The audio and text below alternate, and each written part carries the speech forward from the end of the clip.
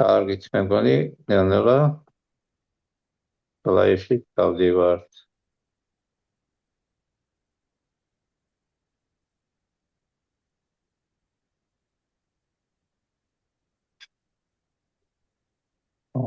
ჩვენს იმას ვხედავ ლაივს, კი აღერა გამოჩნდა.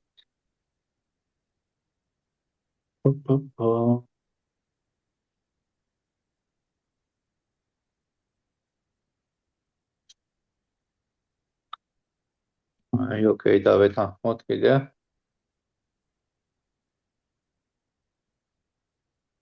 კიდევ ერთი წუთი დაგვრჩა ლაივამდე.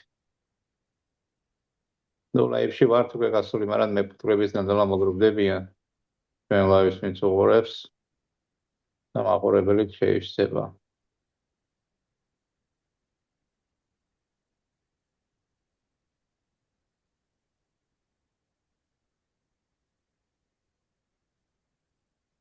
ცოტა კამერას ვერთავ.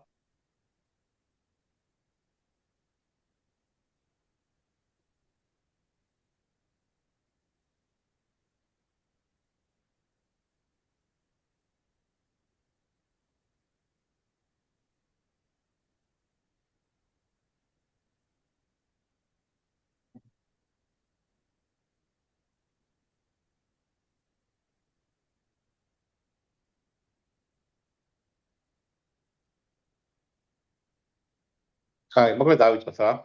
უკვე 10 საათი არის. შევეცადოთ რომ დროში ჩავედიოთ, ასევე მაიქ მაქსიმუმ ლაივის ხანგრძლივობა, ანუ წინა გამოცდილებიდან საათნახევარში თუ ჩავედებით, კარგი იქნება.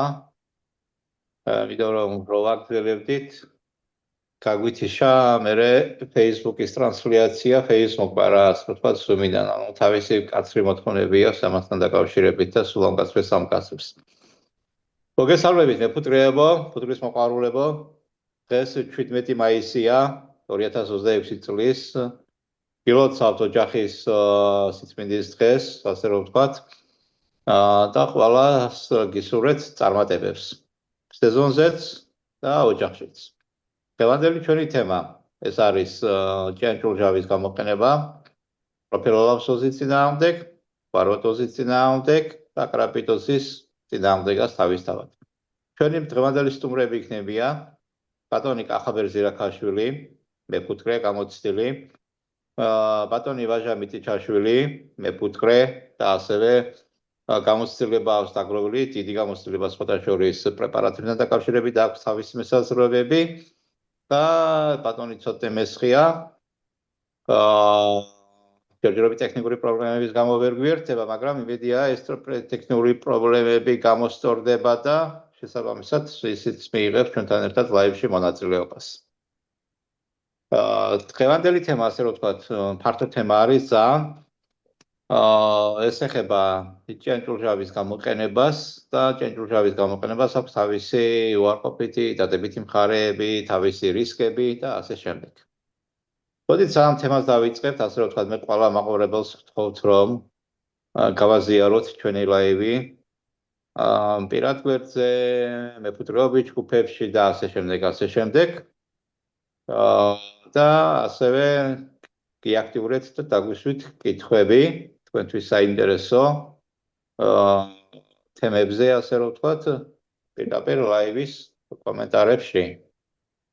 ხო, ნუ ჩვენ ზოგადად მოკლედ რომ ვთქვა, ასე რომ ვთქვათ, ყველა ასე რომ ვთქვათ, შემოსული ვიქნებით, მაგრამ მოკლედ ვიტყვი, რომ 20 მაისი ეს არის ფუტკრის დაცვის დღე და სოფლის მეურნეობის სამეცნიერო კვლევითი ცენტრი ამ დღის აღნიშვნას გეგმავს სამეგრელოს ზემო სვანეთის რეგიონის ხოროწყის მუნიციპალიტეტის სოფელ მუხურში მდებარე მეფუტკრეობის ბაზაზე და შესაბამისად ჩვენ საქართველოს ოფიციალურმა გაერთიანება მონაწილეობს ამ კონფერენციაში მხარს უჭერს და შესაბამისად ჩვენ საქართველოს ოფიციალურმა გაერთიანება თავისი წევრებით წარდგება ამ ღონისძიებაზე. იქ მოიწყება პატარა გამოფენა, ასე რომ ვთქვათ, და ასევე გვექნება თემატური საუბრები სხვადასხვა თემებზე და ძალიან საინტერესო თემებზე სხვათა შორის. ამიტომ ყველას განსაკუთრებით ახლა ვინც სამეგრელოს ზემო სვანეთის რეგიონის მეფუტკრეები არიან, იმერეთის, გურიას და ასე შემდეგ, ყველას ვთხოვთ, რომ ჩაგვერთოს და მიიღოს მონაწილეობა 20 მაისის ღონისძიებასთან დაკავშირებით. ამ თემას ისევ გავიმეორებ, ასე რომ ვთქვათ. ახლა კი ნელ-ნელა მინდა ასე რომ ვთქვათ, ჩვენი თემა დავიწყოთ და ჩავერთოთ ამ თემაში. უკვე ლაივშიც ხალხი ასე რომ ვთქვათ შემოგვემატა და შესაბამისად დიდი თემა. ჭიანჭველჟავა და ჭიანჭველჟავის მეშვეობით პარაზიტების კონტროლი. რა რისკები, საფრთხეები და გამოწვევები გველოდება ამ მხრივ. სხვადასხვა სანამ თემის გარჩევას დავიწყდეთ, მე რაღაცები მაქვს უმზადებული და დიდი არა, მაგრამ დაახლოებით ერთ წელზე მეტი უკვე პრაქტიკა არის. ამასთან დაკავშირებით, რომ ჭიანჭველჟავას ვიყენებ. და გარკვეულ იმას ვხედავ, ასე რომ ვთქვათ, ამასთან დაკავშირებით. უარყოფითსაც და დადებით მხარეებსაც, ასე რომ ვთქვათ.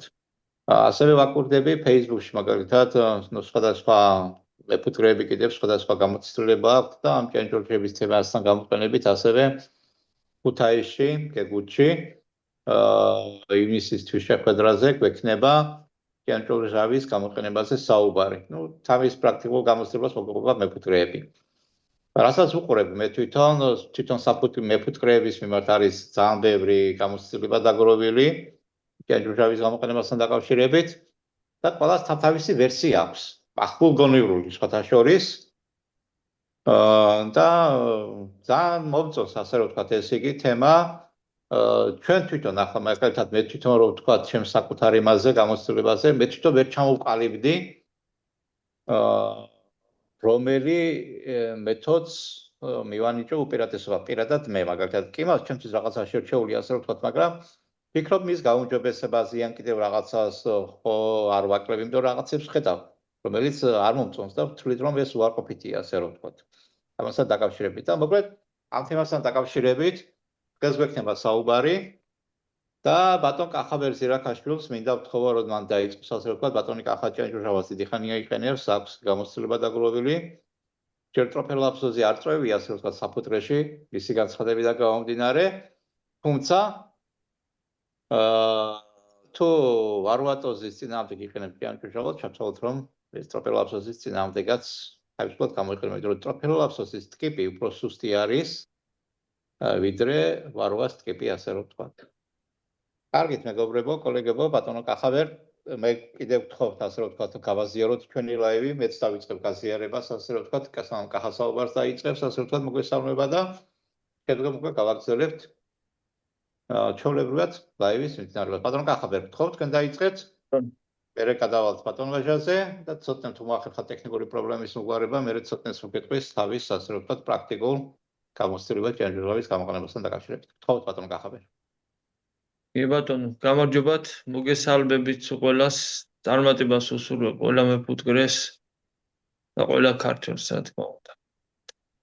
ეხლა რაც შეეხება დღევანდელ თემას და ჭიანჭველამჟავას და ვარვას და ტროფილაფტოს.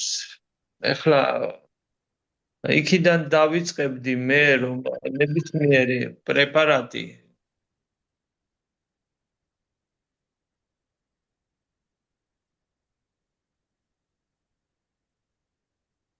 კახა მიკროფონი გავს ხათიშვილი.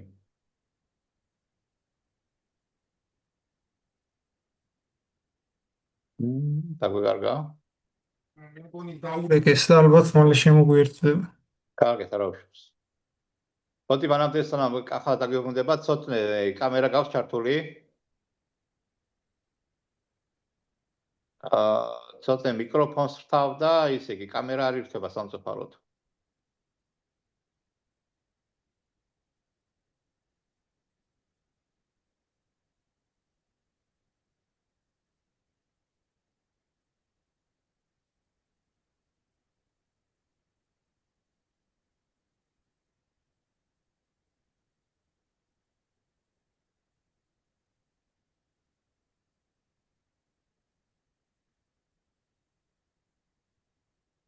მოდი დაველოდოთ.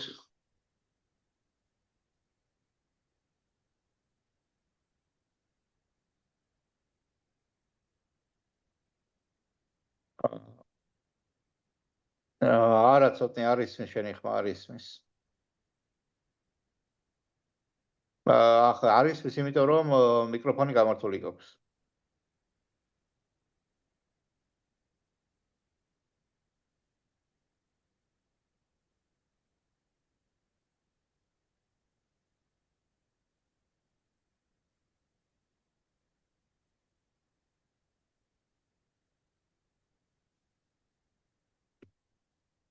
სხვათა შორის ახალ ჩაგვერთება, მოდი ვაჟა მე და შენ გავაგზავნოთ. მე მომეწონა ბატონი ირაკლი ჯანაშიას მიერ გადებული ისე კი აზრის, ასე რომ ვთქვათ, ის ფირფიტებს რო იყენებს, სალფეთქებივით რაღაცა არის, ასე რომ ვთქვათ. რომელიც ასე რომ ვთქვათ, აორთქლების ზედაპირსაც ზრდის. მოგესალმებით კოლეგებო, ბოდის ვიხდით დაგვიანებისთვის. არა, სალამი გოგა, პირიქით, მადლობა. სალამი, მოგესალმებით.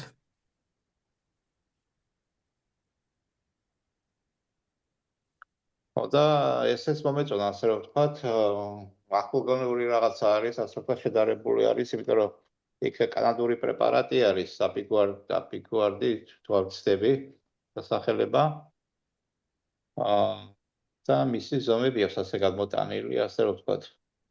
და საინტერესო რაღაცები აქვს, ასე რომ ვთქვათ. მაგ საკითხთან დაკავშირებით აუცილებლად ვიტყვი მეც, იმიტომ რომ წლევანდელი წლიდან დავიწყე ტესტირებები ჭიანჭველამჟავის და გლიცერინის ურთიერთქმედების შედეგად მიღებულ პრეპარატზე, რომლის მთავარი მიზანიც იქნება გახანგრძლივებული მოქმედება.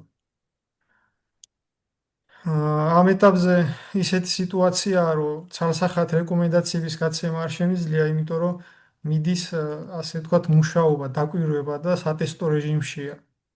მაგრამ ძირითად ინფორმაციას მოგაწვით. მაინც ახლა აქაც მაქვს ამოღებული და აუცილებლად განახეთ. ოღონდ შენს იმას ჯერ დაველოდოთ, კახას კარგი. კი ბატონო.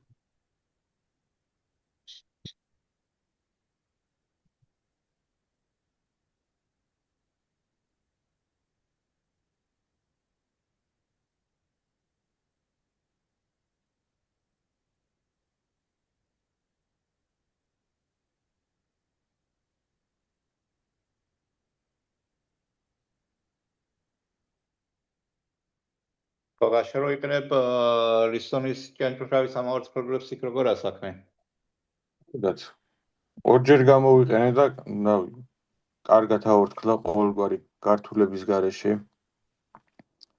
ხეჩაც კარგად არის, თვითონ ამაორთქლებიც უბრალოდ გარშემო სულ დაადინგელეს. კი. მაგ დადინგელებაზე ერთით მეც მაქვს ჩემი აზრი, სხვათა შორის რაღაცა დღეს დავაკვირდი და ესე იგი, ხო, აპროპოლისებს ასე რომ ვთქვათ, ასეთ სილოს ფუტკარია, რომ რამდენად შეზღუდოს, ესე იგი. მოდი კახა გვიერთება, ასე რომ ვთქვათ, და კახას მიცეთ იქ ისე შორის. ო, ბოდიში რა, ეს ვერა ვარ მე ამ საქმეში, ტელეფონებში და სხვა ზარი შემოვიდა და სამწუხაროდ. ბოდიში უნდა მოვაყარეთ პრობლემა. გამარჯობათ. ხო, ეხლა მე რისი თქმა მინდოდა და რითი დავიწყე? პირველ რიგში იქიდან უნდა გამსაზღვროთ ჭიანჭველამჟავით მკურნალობთ თუ რითი მკურნალობთ, სად არის ჩვენი საფუტკრე ზღვიდონიდან, რა სიმაღლეზეა, რა არის მცენარეული ბაზა, როგორ არის ფუტკრის განვითარება, რა არის ჩვენი სამიზნე პროდუქტი, რისთვის ვამზადებთ ფუტკარს გაზაფხულიდან, აი ეს ყველაფერი უნდა განისაზღვროს და აქედან უნდა შეირჩეს პრეპარატის დოზებიც და პრეპარატის მიდგომა თვითონ ოჯახში რა დროს და როგორ და რანაირად. ეს იმდენად ინდივიდუალურია და იმდენად მოითხოვს მეფუტკრისგან დაკვირვებულ მიდგომას, რომ ერთნაირი რეცეპტი ნებისმიერ ჭიანჭველამჟავა იქნება თუ სხვა პრეპარატი იქნება გამოყენების დროს არ არსებობს, იმიტომ რომ თითოეული ოჯახის განვითარება არის ინდივიდუალური, თითოეული ოჯახის რო იტყვიან პროდუქტიულობაც ინდივიდუალურია და რა ვიცი, ბევრი ასპექტი რა და აქედან გამომდინარე, ჩემი აზრით, ერთნაირი რეცეპტი არ არსებობს, რომ მაგალითად ჭიანჭველამჟავა უნდა გამოიყენო ან მაისში, ან აგვისტოში, ან ნოემბერში, ან როგორ გამოიყენო, მაგასაც მნიშვნელობა აქვს.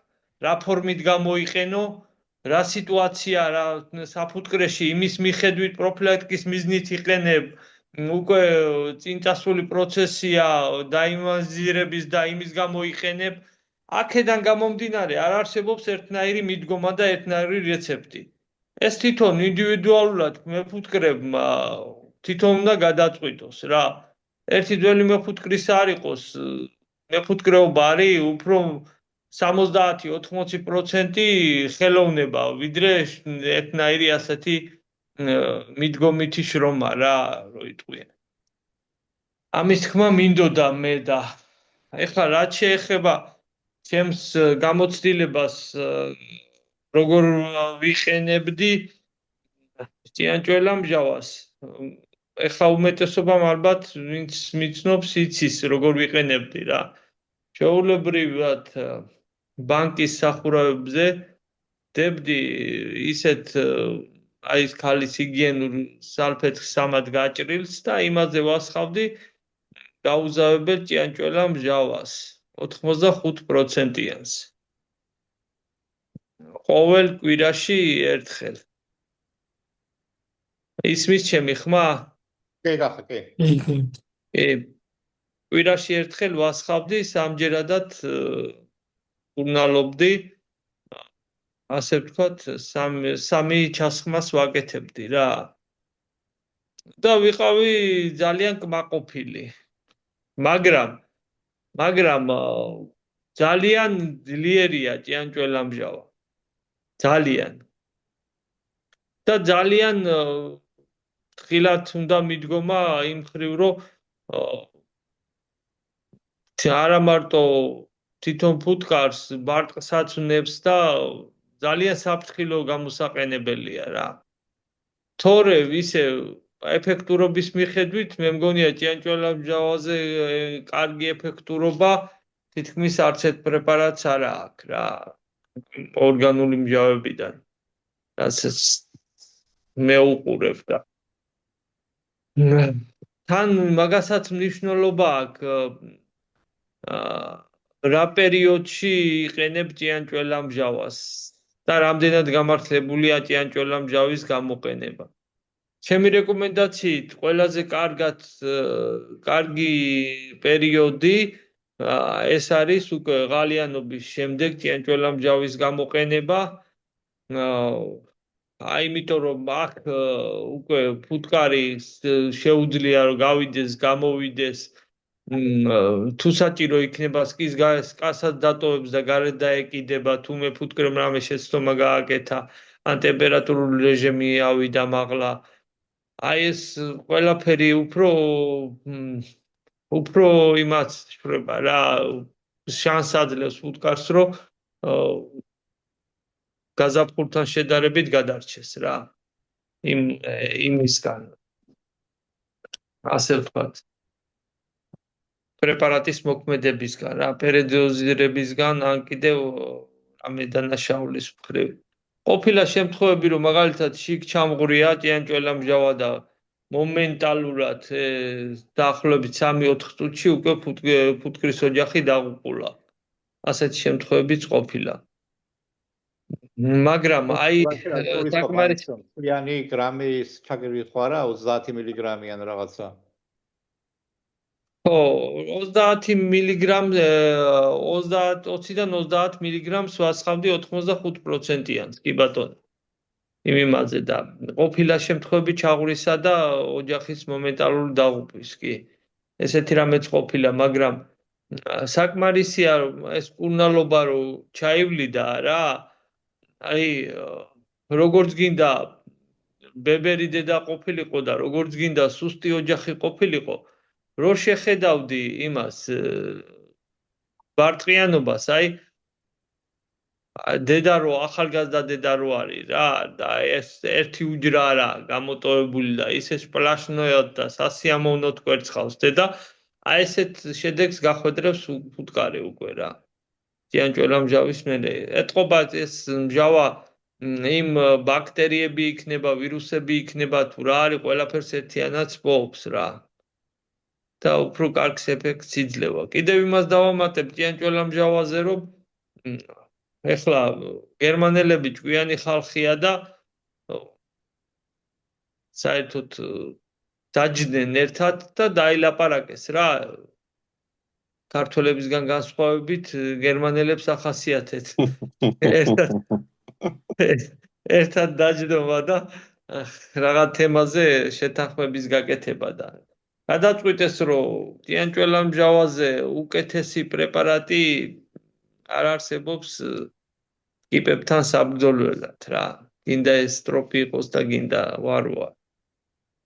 თუმცა იქ არის ახლა საშუალებები, რომ დოზირება მოხდეს სპეციალური რაღაც ისინი აქვთ პლასმასის ამაორთქლებლები, რომელიც ჩვენი მეფუტკრეებისთვის ნაკლებად ხელმისაწვდომი იქნება რა. თუმცა მოყვარულებს შეუძლიათ რომ გამოიყენონ, ახლა არის ხელმისაწვდომი, არის რაღაცეები. ყოველ შემთხვევაში ახლა მაშინ როცა დიდ რაოდენობაზე ალაპარაკი, ახლა სპეციალური ამაორთქლებლები ცოტა რთული ფუფუნება. ყოველ შემთხვევაში ჩემთვის რთული ფუფუნება. ათასობით იყიდო, ძნელია. ამის თქვა მინდოდა რა და რა ვიცი ახლა თუ რამე შეკითხვები იქნება. კითხვები მექნება. კითხვები ასევე დაისვა იმასთან, პირველ რიგში ის რომ ტიანჭველშაბა როცა გამოვიყენეო, ბატონი მე დავითი წერს, ძველ დედებსო გააჩერებინაო კვერცხდებაო. ჩვენ შემთხვევაში სხვა არის ასეთი რაღაცა, რომ კვერცხდება შეამცირა დედამან რაღაცა ბატონო გახა. რაც შეეხება კვერცხის შეჩერებას რა. საერთოდ რომ თუ ძველია დედა, ჩემი მიდგომა ეგ არის, რომ ჯერ საფუტკრეში უნდა მაქსიმალურად ვეცადოთ, რომ ძველი დედა არ აყავდეს. მაქსიმუმ 2 წლისა უნდა იყოს დედა. პლუს მაგას ახლა იმდენად კარგ ეფექტს იძლევა ტიანჭველამჟავა, ჯავით კურნალობა, რომ იმ ცოტა ხნით კვერცხისდების შემცირება იქნება თუ შეწყვეტა იქნება რა. ეს უფრო დადებით მოვლენად მიმაჩნია მე. ყოველ შემთხვევაში ახლა მე არ მიკონტროლებია და არც ვიხედები ესე იმათ, რომ იტყვიან ინტენსიურად ოჯახში, რომ იმას ვაკვირდებოდე, რომ აი დედამ შეამცირა, შეაჩერა მკურნალობა თუ არა, უბრალოდ მაგის ფუფუნება არ მაქვს მე ახლა. ყოველ შემთხვევაში რა. და სხვებსაც მაგას ურჩევ რა. ხშირი ჩახედვები და ოჯახის განხილვა და იქ დედის დებნა და დედის ისა და რაღაც ეგეთი რაღაცეები არის და ჩემი აზრით დანაშაულებრივი მიდგომა ფუტკრის ოჯახისთვის სხვის საქმეში ჩარევას მივაწერდი ამ ყველაფერს რა. არ უნდა ფუტკარს ამდენი უხეში ნათქვამია და ქექვა რა. იმან თავის საქმე ძალიან კარგად იცის და სულ არ ჭირდება შენი იქ ჩახედვა და იქ დიაგნოზების დასმა რა. საფრენზეც ჩვენივრეთა ჩანს და ზევიდან რო დახედავ ფუტკარს ჩვენივრად ჩანს რა ოჯახია, რას აკეთებს, როგორ აკეთებს და ესეთი მიდგომა უფრო სწორედ მიმაჩნია მე, ვიდრე რომ გახსნა იქ ბუდე და რაღაც ისახნა რა. მაქსიმალურად შემცირებული იყოს ჩახედვები. კახა რა მაინტერესებს 85%-იანი თქვი. პირდაპირ 85%-იანიც დაიწყე თუ მაგალითად 65-იანი ან 70-იანი ან შეიძლება სხვა კონცენტრაცია. არა 65-იანი მე ხო არ მიხმარია 65-იანი არ მიხმარია, იმიტომ რომ ხმა დაიკარგა კახა რაღაცა. ხო, ის მის ჩემი ხმა? კი, ახლა ის. კი. ხო. არ მიხმარია, იმიტომ რომ მე მინდოდა მაქსიმალური ეფექტის მიღება რა.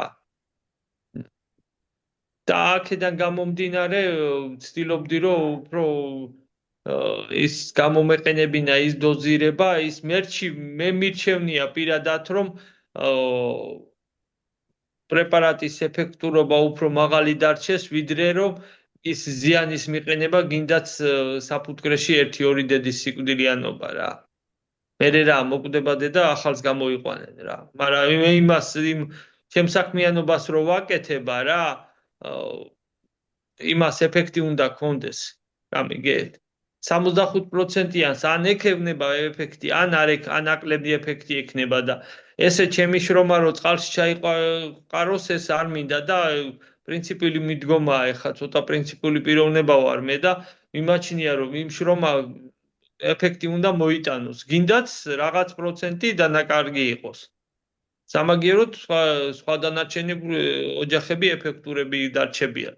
და ის დედა თუ მოკვდა რა, უпростоრად მოვკალი ჩემი საქციელით რა. სკატერდემუდა როგა კახე როგორც იტყვიან რა. ესე იგი არა ყოფილა სიცოცხლის უნარიანი და იმიტომ მოკვდა. გინდა დედა და გინდა ოჯახიც. კი ბატონო, მისაღები არის და თანაც თქვენ იყენებთ ჭიანჭველშავას, ახლაც იყენებთ ვარვას წინააღმდეგ. არა ტროპელაფსოზე წინააღმდეგ ასე რომ ვთქვათ. ეხლა კი ვიყენებ, მაგრამ ჩემთან ასე ვთქვათ ტროპი მე არ მინახია რა. ეხლა ყოველ იმაზე ვცდილობ, ყოველ ჩახედვაზე თვითონ ჩარჩოს კიდეც განხილვად და იმასაც ვაკეთებ და ტესტავ კიდეც ყველანაირად, მაგრამ ყოველ შემთხვევაში მე არ მინახია, იმიტომ რომ როგორც წესი ვცდილობ რომ ისეთი ტექნოლოგიით ვიმუშაო, რომ არ მოხდეს რა, ასე ვთქვათ, ინვაზია გაიქცეს წინ და გამოჩნდეს რა. რო გამოჩნდება მე უკვე გვიანია. პროფილაქტიკას მნიშვნელობა აქვს რა, იმ ავადმყოფობა რო გაჩნდება და იმ დაინახავ იმ ავადმყოფობას, მე უკვე ძალიან ძნელია რა, პრაქტიკულად შეუძლებელია უკვე. მაინც უპირატესობას რომელ იმას იყენებ მაგალითად უყურეთ, საყურე რა არის ცით, ყველანაირ ფუტკრეს ჩვენ სწორად აღნიშნე. ყველანაირ ფუტკრეს თავისი კლიმატური პირობები აქვს, თავისი სკები აქვს, სისტემა, მოწყობილი ვენტილაცია და ასე შემდეგ და ასე შემდეგ. აი შენ შემთხვევაში როგორი სკები გაქვს, ასე რომ ვთქვათ, და რომელ გასაგები 85%-იანი 20 თუ 30 მილილიტრი. მაქსიმალური დოზა რა არის შენთან ჭიანჭველშავის? დოზას რაც შეეხება სუსტ ოჯახებს 20, დიდებს 30 და რაც შეეხება ჩემ სკებს, მე მაქვს 8 ჩარჩოიანი დადანი, მრავალკორპუსიანი სისტემა, სახსნელი ძირით და აგრეთვე მაქვს 6 ჩარჩოიანები,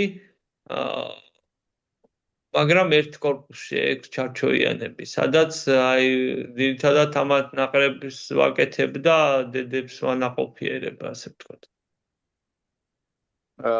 და ერთი შეკითხვა, ყურე ახლა 8 ჩარჩოიანზე ჩამოვიდა საუბარი, იმაზე გასაგებია. დაახლოებით ამ 8 ჩარჩოზე ბარტყის რაოდენობა რა რაოდენობით იქნება? ანუ ჩარჩოს რაოდენობა მაინტერესებს, რომელზედაც ბარტყი იქნება. არა, 8-ში შეიძლება 8-ე იყოს. ან არის ხოლმე შემთხვევები, რომ 6 არის. მაგრამ როგორც წესი, აი ზუსტად ასე ვთქვათ, როგორც კი მიაღწევს 7 ჩარჩოს, არა, მაშინვე კორპუსი განიმანის ბადე და კორპუსი და ასე შემდეგ რა. გააჩნია რა მიზნობრივად რა გაქვს გათვლილი რა. რაზე მუშაობ, რაზე აპირებ მუშაობის ახლა. გამრავლებაზე მუშაობ, ამათ ნაყრებს ყიდი, ოჯახებს ყიდი, თუ იმ რდეს იღებს, თუ ყვავილის მტვერს იღებს, აი შენი მიზანი რა არის, რა მიმართულება გაქვს არჩეული მაგის მიხედვით. და კიდევ ჩაგეკითხები. სკის ტიპი როგორი არის? დადანია რა, ჩარჩოები. დადანია ჩარჩოები. ეხლა თავიდან მე რომ მეფუტკრობას ვიწყებდი რა, ბატონ როლანდთან რო დავდიოდი იქიდან ასე ვთქვათ, აკრეფილი მაქვს ეს ქაური გამოცდილება, რაც ბიძაჩემს ჰქონდა რა და მიმაჩნია რომ იმ ქართული ფუტკრისთვის ყველაზე მეტად მისაღები არის 8 ჩარჩოიანი მრავალკორპუსიანი სისტემა რა. იმიტომ რომ ჩვენი ფუტკარი არც დიდი არ არის, არც კვერცხმდებლობით არ გამოირჩევა. და ჩვენი პირობა არც დიდი ღალიანობით გამოირჩევა ჩვენი ფლორა და შესაბამისად ზუსტად ის რაოდენობაა, რაც ჩვენი ფუტკარი, ასე ვთქვათ, ავსებს და ანვითარებს რა. შეოჯახაშენებულო 8 ჩარჩო გადაბეჭდილს რო ამოიღებ, გადასავსეს მეტი რად გინდა ეხლა რა. თან გადასატანა ძალიან პრაქტიკულია. რავი, ყველანაირად გამართლებულია ჩემი აზრით რა. ყოველ შემთხვევაში ჩემ საფუტკრეში ესეა. კი ბატონო. კი ბატონო, და ერთი შეკითხვა. ჭიანჭველჟავის გამოყენების საუკეთესო, ანუ ესე იგი პერიოდი, გაზაფხული, შემოდგომა ზამთარი და ასევე ოპტიმალური ტემპერატურა რა როდის იყენებთ? რა ტემპერატურას? ყველაზე კარგი ჭიანჭველამჟავის გამოყენება არის ღალიანობის შემდეგ აგვისტოს პერიოდი რა. მაგრამ ამ დროს ტემპერატურა არ უნდა იყოს რა მაღალი. ყველაზე კარგი მაგდროს გაზაფხულზე კატეგორიულად ეწინააღმდეგები ჭიანჭველის მჟავის გამოყენებას და მერე შეიძლება სექტემბრის ბოლოსაც გამოიყენოს ჭიანჭველამჟავა, მაშინაც კარგი იქნება. აი ეს პერიოდი გაზაფხულზე არა. გაზაფხულზე იმდენად სტრესულია, რომ ოჯახის განვითარებას დაბლოკავს რა. გაზაფხულზე ისეც ყველა პრეპარატს უნდა ვერიდოთ გამოყენებას, იმიტომ რომ როგორც აი ბავშვი მოწამლო ისია რა. კახა, მაინც ჩაგეკითხები, გამიგეთ, მაინც ყველაზე მაღალი ტემპერატურა დასაშვები რა მიგაჩნია? გარემოს ტემპერატურაზე მაქვს საუბარი. ეხლა მე მაგალითად ყველაფრის საწინააღმდეგოდ 30-ზე და 35-ზეც გამომიყენებია მე. გამომიყენებია იმით რომ აი ორ კორპუსიან სკაზე ზედა მხრიდან დამიდიათ ხომ ძიმი არია რა. აი მიუხედავად 35 გრადუსზეც კი გამომიყენებია, მაგრამ უნდა ეცადოს მეფუტკრე რომ თვითონ სკები მზეზე არ იდგეს რა. შუადღის მზე არ უნდა ატოხებდეს რა. აუ კიდე მერთვებიან არ გამიწირეთ საქმე ჩემი რა. ოდიში რა ხალხი. კარგით, კახა, თან დაგელოდები, მის არ არის პრობლემა, უპასუხეთ ზარს და მე მანამდე ვაჟასთან გადავალ. კარგით, ახლა მე კიდევ საინტერესო კითხვები მაქვს, მე თქვენთან კიდევ დაკავშირებით. კი ბატონო. გოგა, მოდი შენ საკახარ ახლა აქ იმასთან და მინდა შეგეკითხო ლისონის, ანუ ამაურწყებთან დაკავშირებელი, სხვა შორის კახამაც ახსენა ეს ამაურწყებელი. პრობლემის ფუტკარას აქვს შემოტანილი, ასე რომ ვთქვათ და ამ იმას აი შენი იმითი ახლა დაკვირვები შენ გაზაფხულზე გამოიყენე თანაც დაახლოებით რა დროში აურწყდა ეს ჭიანჭველშავა. ხო რა გიწონია, ხო დაკვირვები ხარ ამას? სიმართლე რომ გითხრა არ დავკვირებული ვარ მაგას. რო ჩავას კი ერთი კვირის მერე ვნახე ზუსტად და სრულად აურთქრებული იყო. და არ ვიცი 3 დღეში აურთქდა თუ 4 დღეში. ოღონდ მე ვიხმარე 65%-იანი და არა 85-იანი. და მილილიტრის რაოდენობა? 10 მილიგრამი ჩავასხი. 10-იანი შპრიცი ამოვიღე და ის ჩავასხი. და შენთან როცა ეს გამოიყენე ტროპი იყო შეამჩნიე თუ რატო გამოიყენე? ტროპი არა. ტროპი არ მყოლია. გავატესტე მაგაზეც, მაგრამ 65-იანმა ჩემთან ვარვატოზე ვერ იმუშავა. რომ სხვა ოჯახებს მე საცდელად მივეცი მაგათ ჭიანჭველმჟავა.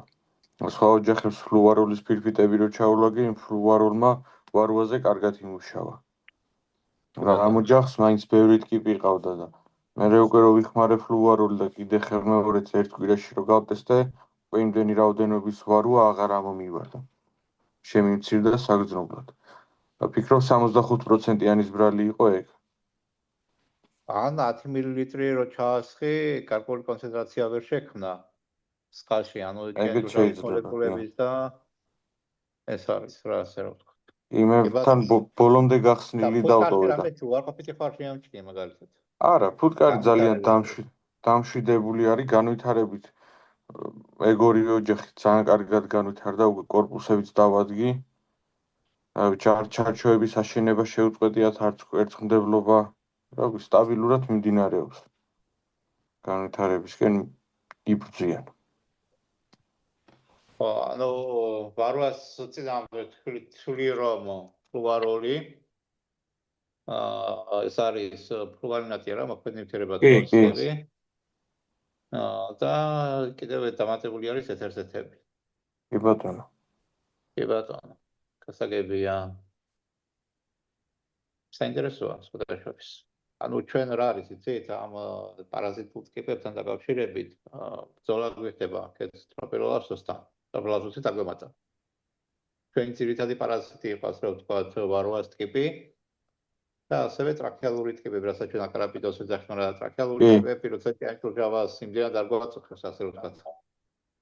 ეს 2 წელში ერთხელ, 3 წელში ერთხელ, არა ვიცი 5 წელში ერთხელ, ან ეთერზე თუ ან ეფირბიტებს თუ გამოიყენებ, ისინიც მოქმედებენ ასე ვთქვათ. ამას მაყურებლისთვის ვამბობ ახლა.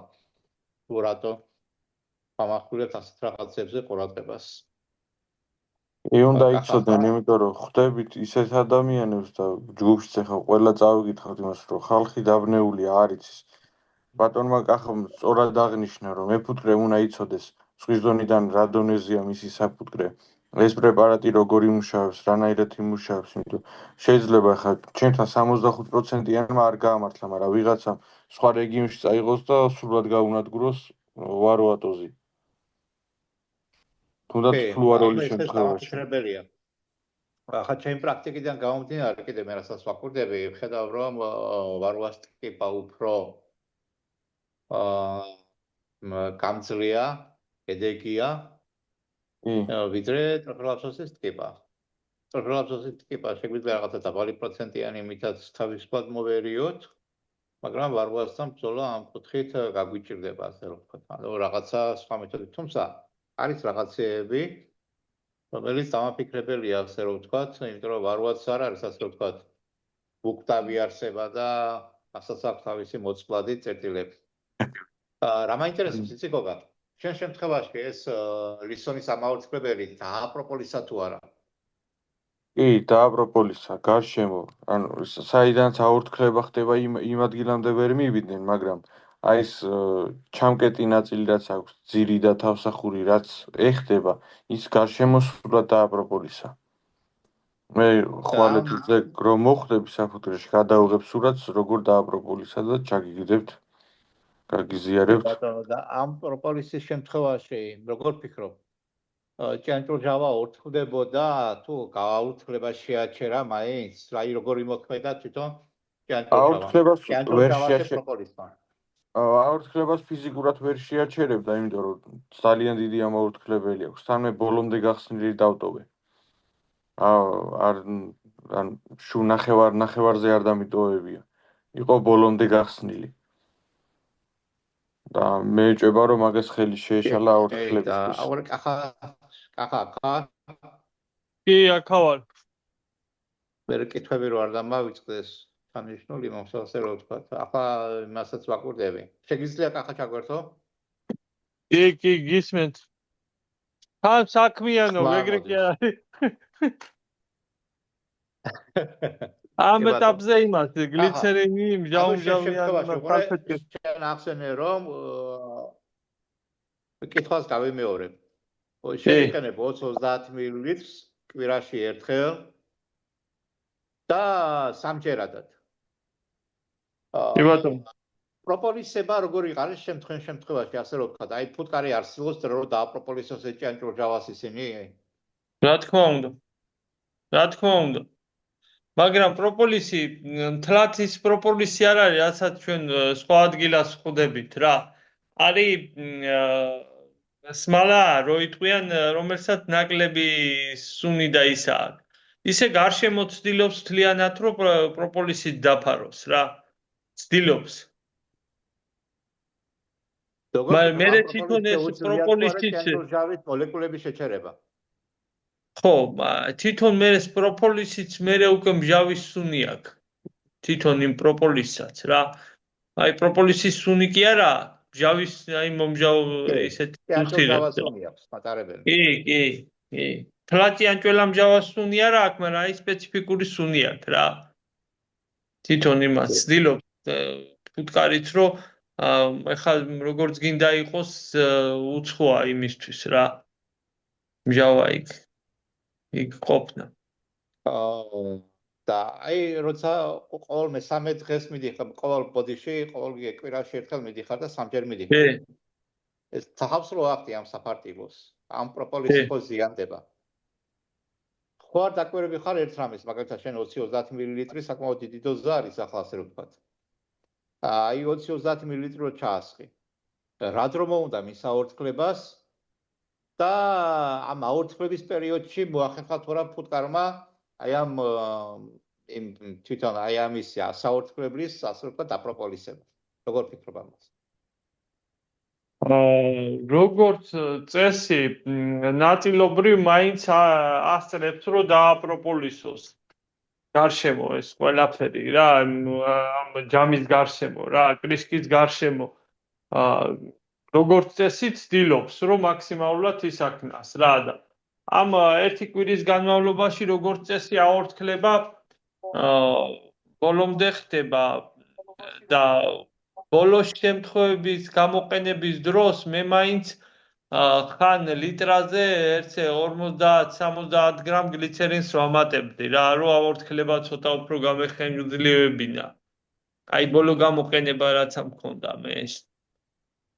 ამით ვცდილობდი რომ უფრო აორთქლება გამეხანგრძლივებინა რა. მაგრამ ეს მასიური ხასიათით არ იყო რა ასე ვთქვათ რა. და მიდიხარ მესამე დღეს აგვისტოს თვეში. აგვისტოს კვირას ერთ კვირის გამოშვებით მივდივარ. კი, ანუ არა, ვსაუბრობ ახალგაზრდაზე. ახიროს ხოცდით ამ პრეპარატს. ჩავასხით პირველ დღეს მაგალითად პირველი, მეორე და ხო არ მისუხარ მესამე დღეს და დახვდა თუ არა იქ ჭიანჭველჟავის რაოდენობა, რომელიც აუორთქლებელი იყო. იყო მაგალითად ყოველ მე-20-25-ს კას რო ავხდიდი არა, იყო ხოლმე შემთხვევები რომ საერთოდ არ იყო აორთქლებული.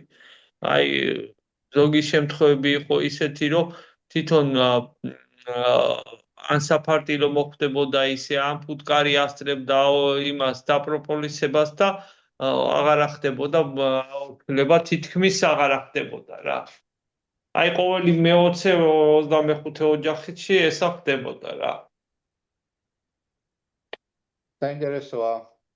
ანუ გამოდის რომ რაღაცნაირად ფუტკარი მაინც ახერხებს რომ შეაკავოს. კი. ცდილობს, იმიტომ რომ იმისთვის უცხოა ყველაფერი. კი ბატონო, კახასთან ხო არ გაკითხები? მე მაქვს ერთი კითხვა. აი, სანამ გაზაფხული დაიწყება, მანამდე რითი უნკუნალოს ხალხი. გოგა, მიკროფონი გავს გამორთული. არის მის ჩემი? არა, ისმის, გავიგე, ისმის გავიგე. გავიგე, მე შეკითხვა გავიგე. გავიგე შეკითხვა. მე გაზაფხულზე პრაქტიკულად თუ კი რო დავტესტავდა ვნახო რომ არაფერი არ არის მკურნალობას ნაკლებად ვატარებ რა. პრაქტიკულად არ ვატარებ. და მით უმეტეს ჭიანჭველამჟავას არ ვაკარებ გაზაფხულზე. აი თუ გავაკეთე ამანად ნაყარი და მივიღე უბარტყობა, აი იმ შემთხვევაში შეიძლება რომ მკურნალობა შეიძლება კი რა მკურნალობას უტარებ რა. აი ნაყრებს რო ვაკეთებ რა. უბარტყობას ვიჭერ რა. ასე ვთქვათ.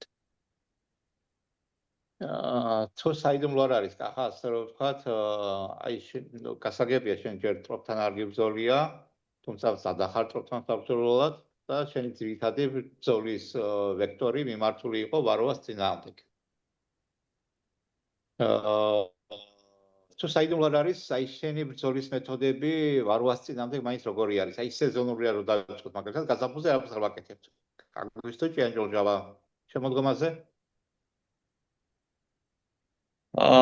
ეხლა ამ პერიოდში ეხლა მე რასაც ვაკეთებ, რა შარშან მასიურად გამოვიყენე გლიცერინი მჟავ-მჟავით და ძალიან კმაყოფილი ვარ. დღევანდელ თემას ეს არ ეხება, მაგრამ ყოველ შემთხვევაში აი რძის ამოაღებაზე გამოვიყენე ეს იმ ოჯახებზე გამოვიყენე, სადაც რძეს ვიღებდი და ძალიან კმაყოფილი ვარ რა. პრაქტიკულად ტიფა არ მინახია საერთოდ რა. ძალიან კმაყოფილი ვარ. კი. მაგრამ მე ცოტა სხვანაირი სისტემა მაქვს, ესე არ არის, ჩემთან იმასაც ნახავ, საფუტკრების მიხედვით მიწევს ლავირება, ზოგი საფუტკრე მუშაობს გამრავლებაზე, ზოგი მუშაობს თაფლზე, ზოგი მუშაობს რძეზე, ზოგი მუშაობს დედებზე და ესე დივერსიფიცირებული მაქვს მთელი მეურნეობა და ესე მოჭრილი რეცეპტი რომ აი ამას ვიყენებ, ესე არ არის ჩემთან რა. ანუ ისიც გამიდა არსენალში კეთს მჟავ-მჟავა გაქვს, კეთს ჭიანჭველჯავა გაქვს. არსენალში მე მაქვს ფრუვალიდეზიც, ვაროსტოპიც, მჟავ-მჟავაც, ჭიანჭველამჟავაც და უბარტყობაც. უფრო მეტად უბარტყობა. უფრო აქტიურად ვიყენებ უბარტყობას რა. აი იმას დავამატებდი რომ გინდა ტროპი იყოს და გინდა ვაროა ერთ წელიწადში ვერ ხოცავს ოჯახს. ვერ მოკლავს ახალგაზრდა ორგანიზმს, რომელიც შექმნილია რა, ერთ წელიწადში ვერ ერევა. 2 წელი მაინც უნდა იმ ახალგაზრდა ოჯახის სიკვდილამდე მიყვანას. აი ზუსტად ეგ მაქვს დაჭერილი მე რომ ერთ წელიწადში იმას ვფრები რა. ვცდილობ რომ ყოველთვის ახალგაზრდა ორგანიზმი მყავდეს რა. ეს ვარვარ შემთხვევაში, ჯერ ტროპი არ ყოლია. ტროპი შეიძლება არის კიდეც, მაგრამ ყოველ შემთხვევაში მე არ შემხედრია რა, ეხლა ბავშვები დამეფიცება არ მინახია ჩემთან. ეხლა გინდა დამიჯერეთ, გინდა არა. არა, მჯერა, კი. კი ბატონო, გასაგებია. ზოოტექნიკური მეთოდებს მაინც ჩაკითხები, იმიტომ რომ მაინც ჩვენ აქ დღევანდელი თემა მამლებლების კონტროლს ეხება, სამი მამლებელს განვიხილავთ, ტროპილოლაფსოს, ვაროას, აკარაბიტოს. ეს უბარტყო პერიოდი, ანუ მთლიანად ცდილობს საფუტკრეში შექმნა, ყველა საფუტკრეში. აი ხო გეუბნებით, არა, მაგალითად მე რომ მინდა თათვის საფლი ავიღო. აი მოკლედ ვიტყვი რა, რომ გასაგებად რო იყოს ყველა მსმენელისთვის რა. მინდა თათვის საფლი ვიღებ სიტყვაზე 40-50 ოჯახს და მიმყავს თათვის ღალაზე. მე უკვე ვიცი რომ აი ეს 40-50 ოჯახი რო დამეღუპოს თათვის თაფლის შემდეგ რა, ეგ დანაკლისი ჩემთვის არაფერი აღარ იქნება. იმიტომ რომ მე უკვე ვიცი რომ თუ გინდა რომ მოსავალი მიიღო, უნდა გაზარდო ფუტკრის რაოდენობა რო გასარდო აიღებ თაფლს და აღებულ თაფლს მოყვება უკვე ოჯახების დანაკლისი რა. როგორც ეს მე უკვე ვზდი პატარას სამომავლოდ რა. რომელიც უკვე მომავალ წელს უკვე ჩაანაცვლებს ამ ოჯახებს რა. ასეთი მიდგომა რა ვიცი, ჩემი აზრით ამართლებს და უკვე რო ამ ოღალე გამოვლილი ფუტკარს რო იტყვიან საშინელ დღეში ვატარებ. მე რომ ღალიანობის შემდეგ ასე ვთქვათ ის პარაზიტი მოსვო. და ვიყენებ რა ვიცი ყველაფერს რა. ყველაფერს რა მხრივ ეხლა რამე განსაკუთრებულ რაღაცას კი არ ვაკეთებ და იმას დინამიტს კი არ უდევ და ვაფეთქებ, მაგრამ შლი, უბარტყობას უკეთებ, კურნალობ და ასე შემდეგ რა. კი ბატონო, გასაგები. მადლობა კახა. ფაქტობრივად მე ჩემი კითხვები ამოვწევი ასე რომ ვთქვათ. ამასთან დაკავშირებით, სრულად მისი გასაგები არის ჩემთვის კახას მიდგომა. იქიდან გამომდინარე რომ მას გარკვეულწილად მისი საფუძვე დაყოფილი აქვს ძის აღებაზე, დედების გამოყვანაზე, თაფლის მიღებაზე და შესაბამისად მისი პრაქტიკა საფუძვეში მოქმედების გამომდინარეობს აი ამ პროდუქტების მიღების შესაბამისად. კახა, მადლობა დიდი. არაფერს. რამეს დამატება ხო არ გინდა კიდე? რამე ხო არ გამოგჩა? ერთი რამის თხოვნა მაქვს და ის ამაქვს. ეხლა ჩვენ ეს კარგია ეს თემები როა წინ წამოწეული მკურნალობა იქნება თუ რა, როგორც წესი პირველ რიგში ნებისმიერი მეფუტკრის შეკითხვა ეგ არის რითი მკურნალობ რა. და ჩემი აზრით არა უფრო მეტად იქნება გამართლებული რომ მეფუტკრეები უფრო შევძლოთ და მეფუტკრეობის პროდუქტების პოპულარიზაციაზე ვიმუშაოთ რა. იმიტომ რომ ეს არის ამოსავალი წერტილი ჩვენი გადასაჩენად რა. ჩვენ თუ გავძით მეფუტკრეობის პროდუქტების პოპულარიზაციას, ეს ნამდვილად ყველა მეფუტკრეს წაადგება რა და ის მეფუტკრე თვითონ ისწავლის იმ მკურნალობასაც და იმ ყველაფერს თუ კი მოთხოვნა იქნება ბაზარზე რა. ეს ჩემი მიდგომა ესეთია რა. მადლობა. ვაჟა, რამე კითხვა ხო არა გაქვთ? ან გოგა, კითხვა ხო არ გაქვთ? კითხვა არაფერი, მაგრამ ვეთანხმები სრულიად ბატონ კახას, რომ უნდა მოხდეს პოპულარიზაცია იმ ყველა პროდუქტის, რასაც ფუტკარი აწარმოებს. იქნება ეს ყვავილის მტვერი იქნება, რძე იქნება, პროპოლისი, თაფლი ხო ყველა მიცის, მაგრამ მაინც ვერ არჩევენ კაი თაფლს. ცუდი თაფლი. ეს ძალიან დიდი პრობლემაა. კი ბატონო. ჩვენი თემა. და მე მინდა ვაჟასთან გადავიდე. ვაჟა საკმაოდ ახალგაზრდა მეფუტკრი არის, თავის ასაკიდან გამომდინარე, მაგრამ საკმაოდ გამოცდილი მეფუტკრი არის, ასე რომ ვთქვათ. რომელიც მუშაობს ასევე ერთზე და აი კახასი და ვაჟას რეგიონები ერთეიგივე არის, მაგრამ ვაჟას ახსევი აქვს თავისი აზრები, იდეები და მუშაობს სხვადასხვა პრეპარატებსაც, ასე რომ ვთქვათ, რომელიც ის არის და მოდი ყველაფერი ეს მოვისმინოთ ბატონი ვაჟასაგან. რაზე აქვს ორიენტირი გაკეთებული, რა მიმართულებით მუშაობს და აი მისი ხედვები როგორ არის მაგალითად თუნდაც ამ ჩვენი პროპელარსოზის, ვაროას და თუნდაც ტრაქეალური ტკიპების მკურნალობის ეფექტურობაზე და შედეგიანობაზე. თხოვთ ვაჟა გისმენთ. მოგესალმებით კიდევ ერთხელ, მივესალმებით ჩვენს მაყურებლებს. პირველ რიგში უსურვებ წარმატებულ სეზონს ამ ამიდეების მიუხედავად, იმედია ისეთ წელი იქნება, რომელიც ჩვენთვის მისაღები იქნება და როგორიც გჭირდება. რაც შეეხება ამ ორგანულ მჟავებს და მასთან მუშაობას, ძალიან სპეციფიკური თემაა ის და მოითხოვს მეფუტკრის მხრიდან სპეციფიკურ ცოდნას და გამოცდილებას, როგორც თეორიულს, ისე პრაქტიკულს.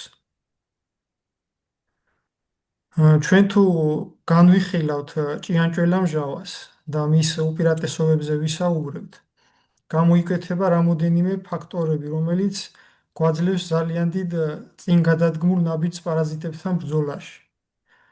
პირველი ეს არის, როგორც კახამ აღნიშნა, ეფექტურობა. რა, ჩემი გამოცდილებიდან გამომდინარე, ვთვლი, რომ ჭიანჭველა მჟავაზე ეფექტური ტკიპასთან ბრძოლის საშუალება არ არსებობს, იმიტომ რომ თითქმის 99%-იან შედეგს დებს მისი გამოყენება. ოღონდ ხაზი უნდა გაესვას, რომ სწორი გამოყენება, ამას აქვს ძალიან დიდი მნიშვნელობა. გამოყენების დროს, ვადებს და საფუძვლის გეოგრაფიულ მდებარეობას და ასე შემდეგ. აქვე ისიც აღსანიშნავია, რომ ჭიანჭველა მჟავა ითვლება ორგანულ წარმოებაში ერთ-ერთ ყველაზე მთავარ საშუალებას, რადგან ის გარემოში სრულად განიცდის დეგრადაციას, რა მის გამოყენების შემდგომ ლაბორატორიაში რომ მოხდეს შემოწმება თაფლის, რამოდენიმე დღის შემდეგაც კი მისი აღმოჩენა ფაქტიურად შეუძლებელია, რადგან გარემოში ბუნებრივად განიცდის დეგრადაციას. ასევე უნდა აღინიშნოს უპირატესობაში ის, რომ არის სხვა პრეპარატებთან შედარებით იაფი მეფუტკრეობაში გამოსაყენებლად. თუმცა გულისხმობ თუ მეფუტკრე თვითონვე მოახდენს მჟავის შესყიდვას და შემდეგ ისე მიცემას და არა როგორც ასეთი ჭიანჭველა მჟავის ფაზაზე დამზადებული პრეპარატების გამოყენებით თუ დაკავდება თავის საფუტკრეში საკმაოდ ძვირად ღირებულია მით უმეტეს თუ ვისაუბრებთ მაგალითად ამერიკაში არის ესეთი ჭიანჭველა მჟავის ბალიშები, რომელიც ძალიან მაგარ შედეგს დებს, ბღარდშიც კი ხოცავს პარაზიტებს, მაგრამ ღირს ძალიან ძვირი და თითქმის ჩვენ პირობებში მის შესყიდვა არის შეუძლებელი. ამ უპირატესობებთან ერთად ჭიანჭველა მჟავას აქვს საკმაოდ დიდი პრობლემური ნაკლოვანებები, რომელიც გასათვალისწინებელია მეფუტკრეებისთვის. პირველ რიგში შეიძლება არის ის, რომ არის ძალიან სახიფათო როგორც ფუტკრისთვის, ისე მეფუტკრისთვისაც. თუ მეფუტკრემ არ გაითვალისწინა ის წესები და პირობები, როგორც უნდა გამოიყენოს, შეიძლება საკმაოდ დიდი ზიანი მიაყენოს როგორც ფუტკარს, ისე საკუთარ თავს, იმიტომ რომ ძალიან ტოქსიკური ნივთიერება. და ამ ყველაფრის საერთო ჯამში თუ განვიხილავთ ამ უპირატესობას, რა გამოყენების უპირატესობას. უმთავრესად უნდა მიაქციოს მეფუტკრემ, რომ ეს ნაკლოვანება რაც აქვს, ისე გამოიყენოს რა თავის საფუტკრეში მაქსიმალურად დაბლა დაწიოს ეს ნაკლოვანებები და ისე მიაწოდოს ფუტკარს, რომ ზიანი არც თვითონ მიიყენოს და არც ფუტკარი დააზიანოს. ყველაზე მთავარი ფუტკრისთვის რაც საზიანოა მჟავის გამოყენება, ეს არის მისი შოკური ეფექტი, თუ განსაკუთრებულად მაღალ პროცენტიანს ვიყენებთ. შოკურმა ეფექტმა შეიძლება მოახდინოს როგორც დედის დაზიანება, ისევე თვითონ ფუტკრის ხარისხის გაფუჭება, შეიძლება გარეთ გამოვიდეს, სკაზე დაეკიდოს, ან შეიძლება სულაც სკაც მიატოვოს. და ეს შოკური ეფექტი ჩვენ უნდა ვეცადოთ, რომ დავაბალანსოთ ისეთი საშუალებებით, რომლებიც მაქსიმალურად დაბლა დაწევს. ეს იქნება ეთერზეთები და საუკეთესო შედეგი დადო ჭიანჭველა მჟავის განზავებამ დინდგელის წყალხსნართან, რომელიც ისეთ შოკურ ეფექტს საკმაოდ დაბლა წევს. ამაზე ცოტა მოგვიანებით მოგახსენებთ. ანუ უმთავრესი რა ჭიანჭველა მჟავის გამოყენებისას არის დრო, როდის ვიყენებთ ჩვენ მას, და რა პირობებში ვიყენებთ. ყველაზე ოპტიმალური ტემპერატურა არის 28 გრადუსამდე. მე ვთვლი, რომ 28 გრადუსის შემდეგ მეფუტკრემ არ უნდა გამოიყენოს რა ეს ჭიანჭველა მჟავა. ყველაზე კარგად მუშაობს 18-დან 25-მდე, 22-ია საუკეთესო. ანუ გულისხმობ ამ მონაცემებს, ისეთ მონაცემებს გეუბნებით, რა დროსაც ფუტკარი ნაკლებ სტრესში ვარდება და შედარებით ნაკლებია მისი ზეგავლენა ფუტკრის ხარისხზე. ჩემი აქცენტი თავიდან იყო გაკეთებული, რომ ესეთი ამაორთქლებლებს ვიყენებდი, შეგვასხავდი მჟავას ყოველ მესამე დღეს, მეოთხე დღეს 70%-იანს ის მე ორთქლდებოდა, უნდა მივსულიყავი მე ისე ხელახა ჩამესხა. ესეთი მკურნალობის მიდგომა არის ძალიან გავრცელებული და საკმაოდ ეფექტიანიც არის, მაგრამ შეიძლება ითქვას, რომ დიდ წარმოებებში, როცა უკვე 200 ოჯახი ყავდა, 300 ოჯახი, მას ემუშაობა საკმაოდ რთულია და ფაქტიურად შეუძლებელიც არის და მაგას მეფუტკრე ვერ გააკეთებს რა. ამიტომ მივედი იმ დასკვნამდე, რომ საჭიროა გახანგრძლივებული მოქმედების პრეპარატის შექმნა, რომელიც მინიმალური დროისა და ფინანსური რესურსების დახარჯვის გარეშე მოგცემს იმ შედეგს, რაც გვჭირდება ჩვენ, რომ ვაწარმოოთ ჩვენი პროდუქტები ჯანსაღად და ხარისხიანად და პირველ რიგში შედეგიანად ვებრძოლოთ პარაზიტებს. ოლდვიჟენის დახმარებით და ევროკავშირის დაფინანსებით დავაფუძნე მცირე საწარმო, სადაც ორგანული მჟავების საფუძველზე ვახდენ ამ პრეპარატების პირველ რიგში საექსპერიმენტო მუშაობას. რა ასე ვთქვათ, ჯერ ჩამოყალიბებული არ ვართ, იმიტომ რომ დროში გაწელილი პროცესია ეს და მოითხოვს რამოდენიმე ეტაპებს, რომ ესე ვთქვათ, მოგაწოდოთ მე ის ინფორმაცია, რომ აი ესე და ესე უნდა მოხდეს მკურნალობის ეტაპების გავლა.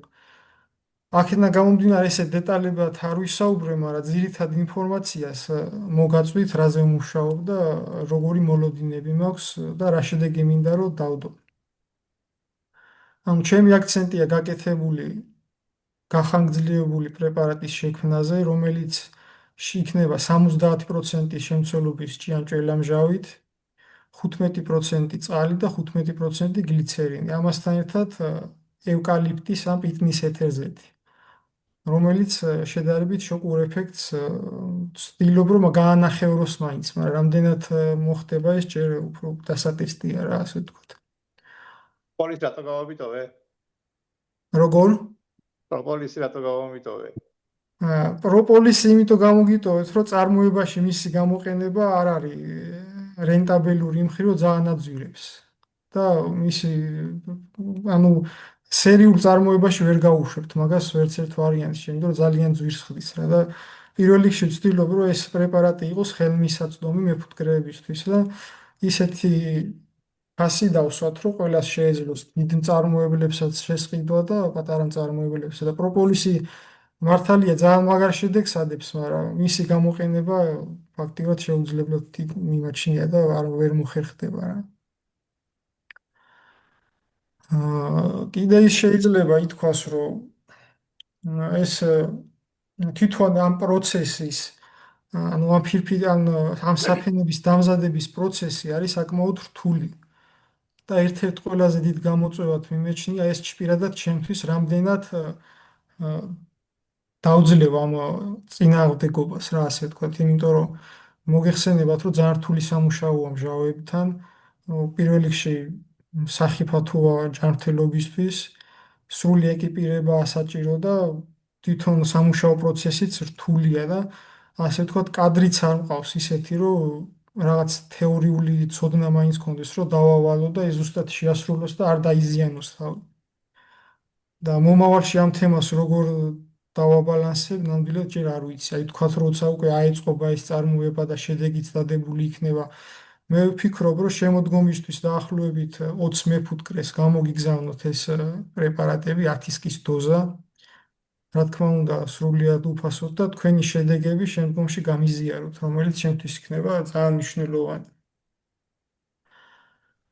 და თუ ამ ყველაფერს, ამ გამოწვევებს ერთად დავძლევთ და მივიღებთ ისეთ პრეპარატს, რომელიც მისაღები იქნება მეფუტკრეებისთვის და მოწონებას დაიმსახურებს, მაქსიმალურად ვეცდები, რომ წარმოება ისე გავმართო, რომ ყველასთვის ხელმისაწვდომიც იყოს და შედეგიც დავდოთ. ეს იქნება წინ გადადგმული ნაბიჯი არა მარტო ჩვენთვის, მეფუტკრეებისთვის, რომ შედარებით კარგად მოახდნეთ ტიპასთან ბრძოლას და შედეგიანად, ისევე ზოგადად მეფუტკრეობის სფეროში პროდუქტის ხარისხის გაზრდის კუთხით, რადგან ორგანული მჟავების გამოყენება ჩვენ გვაძლევს საშუალებას, რომ ვაწარმოოთ ჯანსაღი პროდუქტი, ისეთი, რომელიც არ იქნება ქიმიური ნივთიერებებით გაჯერებული და დაბინძურებული, რომელიც შემდგომში დამაბრკოლებელი ფაქტორი ხდება ხოლმე პროდუქტის საექსპორტო პოტენციალის.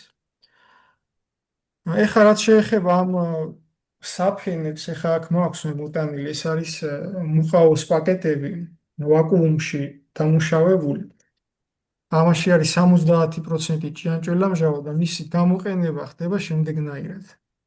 მეფუტკრე აიღებს ამ პაკეტს, მოახდენს ზედა თავის მოჭრას სრულიად, ესე ოთხკუთხედად ამოჭრის და დაადებს მაღლიდან სკალას ფუტკრის ჩარჩოებზე. მოათავსებს ფუტკრის ჩარჩოების ზემოდან.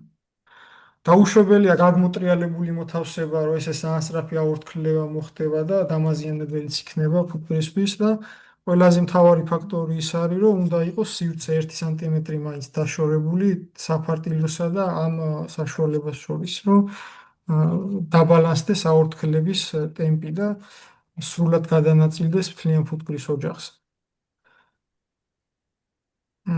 ანუ ეს მკურნალობის კურსი იქნება ორეტაპიანი. ყოველ მე-6, მე-7 დღეს მოხდება ამის ჩანაცვლება. 7 დღე რო გავა, მე მივა მეფუტკრე და მოახდენს ამის ხელახლა განთავსება სკაზე. და სრულად აითვისებს დაახლოებით 15-16 დღეს ვცდილობ, რომ სრულად დაფაროს ეს ტკიპის განვითარების ციკლი. ეს პრეპარატი დატესტილი არ არის იმაზე ტროპილელაპსზე, იმიტომ რომ ჩემთან არ არის ჯერჯერობით, დარწმუნებული ვარ მალე იქნება, მაგრამ ჯერჯერობით არ დაფიქსირებული, ამიტომ ვერ მოახერხე რა მაგ ტროპიზე მუშაობა ამ პრეპარატით, მაგრამ ვარუატოზე, გაზაფხულზე საკმაოდ კაი შედეგები აჩვენა საწყის ეტაპზე. უბრალოდ აქ არის გასათვალისწინებელი ბევრი ფაქტორი, რა თვითონ მეფუტკრეებსაც უნდა ქონდეთ შესაბამისი თეორიული ცოდნა, რომ აი როგორც კახამ აღნიშნა, მზის გულზე რო არის განთავსებული და რომ იხვალ და შიგრო ამას ჩააგდებ, მე შეიძლება თქვა, რომ აიო გამოიყარაო და გარეთ დაეკიდაო რა. ძალიან სპეციფიკური მოსახმარი იქნება, მაგრამ იმედია, რომ ამას ინსტრუქციას უგულდასმით წაიკითხავენ და ვეცდები, რომ მაქსიმალურად ყველა ინფორმაცია იდოს შეჩადებული. ასევე აი არის ისეთი შემთხვევა, რომ სხვას მივეცი ეს პრეპარატი ადრე გაზაფხულზე და საფრენები ქონდა დაკეტილი. არც ძირი იყო ვენტილირებადი და ძალიან 2 სანტიმეტრზე ქონდა ესე დატოვებული, რა ვიცი როგორც იციან ხოლმე. და ფაქტიურად მოხდა ფუტკრის აღშფოთება და გაბრაზება. ეხლა მჟავას რო ჩაუგებ და ვენტილაცია არ ხდება ეს კაში, საკმაოდ გაღიზიანდება ფუტკარი და მე მირეკავს ეს ტიპი, რომ ფუტკარი რა დღეში ჩავარდა, რატომ მოხდა რაღაც და მე რო დავადგინეთ, იყო ეს მაგის ბრალი, რომ ძალიან პატარაზე ქონდა რა საფრენი, ფუტკარი ვენტილაციას ვერ აკეთებდა. ამ ყველაფერს იმიტომ ვიძახე, რომ ეს მცირე დეტალები არის გასათვალისწინებელი, რომელსაც ასე ვთქვათ, მე შაბლონურად ვერავის ვერ მივაწვდ, თვითონ მეფუტკრე უნდა ფიქრობდეს ამაზე და თვითონვე უნდა იაზრებდეს ამ ყველაფერს. ჩვენ World Vision-თან ერთად გვაქვს კიდე მოლაპარაკებები, რომ შევქმნა ესეთი საექსპერიმენტო საფუტკრე, დაახლოებით 50-წლიანი, რამდენად მოხერხდება წელს არ ვიცი, მაგრამ გაზაფხულისთვის აუცილებლად შევეცდები. სადაც სრულად მოხდება საექსპერიმენტო მუშაობა პარაზიტებთან ბრძოლისთვის გასატარებელი სამუშაოების ჩატარება. ჩვენ აქ დავტესტავთ როგორც ჭიანჭველამჟავას, ისე მჟავუმჟავას და სხვადასხვა გამოყენების საშუალებებს, რა მისი მიწოდების საშუალებებს. და რა ვიცი, იმედი მაქვს, რომ კარგი შედეგები იქნება და ჩემი მხრიდან ვეცდები, რომ მცირე წვრილი შევიტანო ჯანსაღი პროდუქტის წარმოებაში და ამ პარაზიტთან ბრძოლაში. რა ვიცი, განაჩენს კითხვებით შეგვიძლია ამოვწუროთ. კი, კითხვები მაქვს, რა თქმა უნდა. პირველი იმაში გეთანხმები ვაჟა, რომ ზოგადად ჭიანჭველჩავა მართლაც საფრთხო ნივთიერება, პრეპარატია, ასე ვთქვათ, ნივთიერება ამ შემთხვევაში, რომელსაც შეუძლია ადამიანის ჯანმრთელობასაც ზიანი მიაყენოს. მიუხედავად იმისა, რომ მე თვითონ ჭიანჭველჩავასთან ძალიან ფრთხილად ვარ, ეს დასამალი არაფერი არ არის.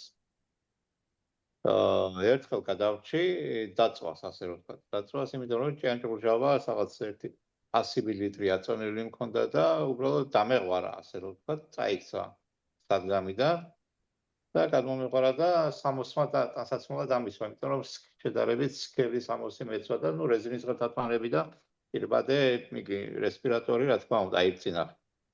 ეს ქონდა. ამან დამიცვა. მეორე შემთხვევა იყო, როდესაც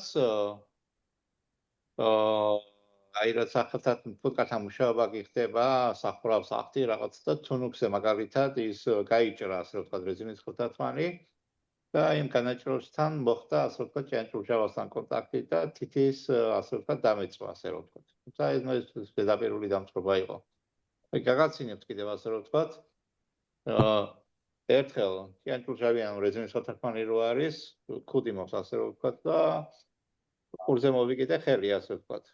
რამე ფარმაზის მეთქი და სულად ამავიწყდა, რომ ჭიანჭველჩავიანის ის ქონდა, ასე ვთქვათ, დასრული და მეორე დღეს წვავს კაცო ეს ყური რა არის და თურმე გამოვიდა, რომ ჭიანჭველჩავით, ასე ვთქვათ, ყურის ნიჟარის ზედაპირის, ასე ვთქვათ, დავიწვი. ეს გავიდა მე თესამენტოზე, ასე ვთქვათ, მაგრამ აი ეს სიფრთხილე ჭირდება ყველაფერს. და დაკვირვება ჭირდება. მე აბსოლუტურად გეთანხმები მაგალითში, რომ მართლა რთული არის ჭიანჭველჩავასთან მუშაობა და შესაბამისად თუნდაც ყოველ მესამე დღეს მისვლა და 5-10 მილილიტრის ჩამატება და ასე შემდეგ. რთულია ეს მართლაც და მე ვფიქრობ, რომ ანუ ერთადერთი გზა ამის ის არის, რომ რამენერად გაკონტროლდეს მისი აორთქლება და შესაბამისად მეფუტკრეს ნაკლები მისასვლელი ექნეს ჭიანჭველჟავის კონტროლისათვის. ახლა მე თვითონ უკვე სეზონზე დაახლოებით 17 ლიტრა ჭიანჭველჟავა მაქვს უკვე გამოყენებული. ანუ მთელი საფუძვლების, ასე ვთქვათ, აი მოცულობას ვლაპარაკობდა და დაახლოებით მინიმუმ 3-ჯერ მაინც ვარ მისული, რომ ჩემთან ტროპი არის. თუმცა ახლა დღეს რო დავტესტე, ფიქრობდი რომ 3-ჯერ იყო გაკეთებული ჭიანჭველჟავა. ფიქრობდი რომ გავუკეთო არ გავუკეთო და მოკლედ ბარტყენჩარ ჩამოვიტანე, გადავხსენი. ხონდა 1-200-300 რო გადავხსენი, ასე რომ ვთქვათ, მე მაინც დავინახე ერთი ტროპილავსოზე, ასე ვთქვათ, ერთი ტკიპი უკვე დარბოდა. ამ იმაში, ასე რომ ვთქვათ, იმ გადავხსნილი ჯვრიდან ერთი ამოვიდა, თუმცა ჩავთვალე რომ უკვე სხვა იმაშიც იქნებოდა და შესაბამისად გადავწყვიტე მე-4-ჯერ კიდე გამომეყენებინა. და დაახლოებით ახლა შეიძლება შუალედი ამინდიდან გამომდინარე სუსტად ვერ დავიცვა, ყოველი მე-3 დღე, მე-4 დღე და ასე შემდეგ. კი ბატონო, აბსოლუტურად გეთანხმები მაგაში და ერთადერთი გზა ეს არის.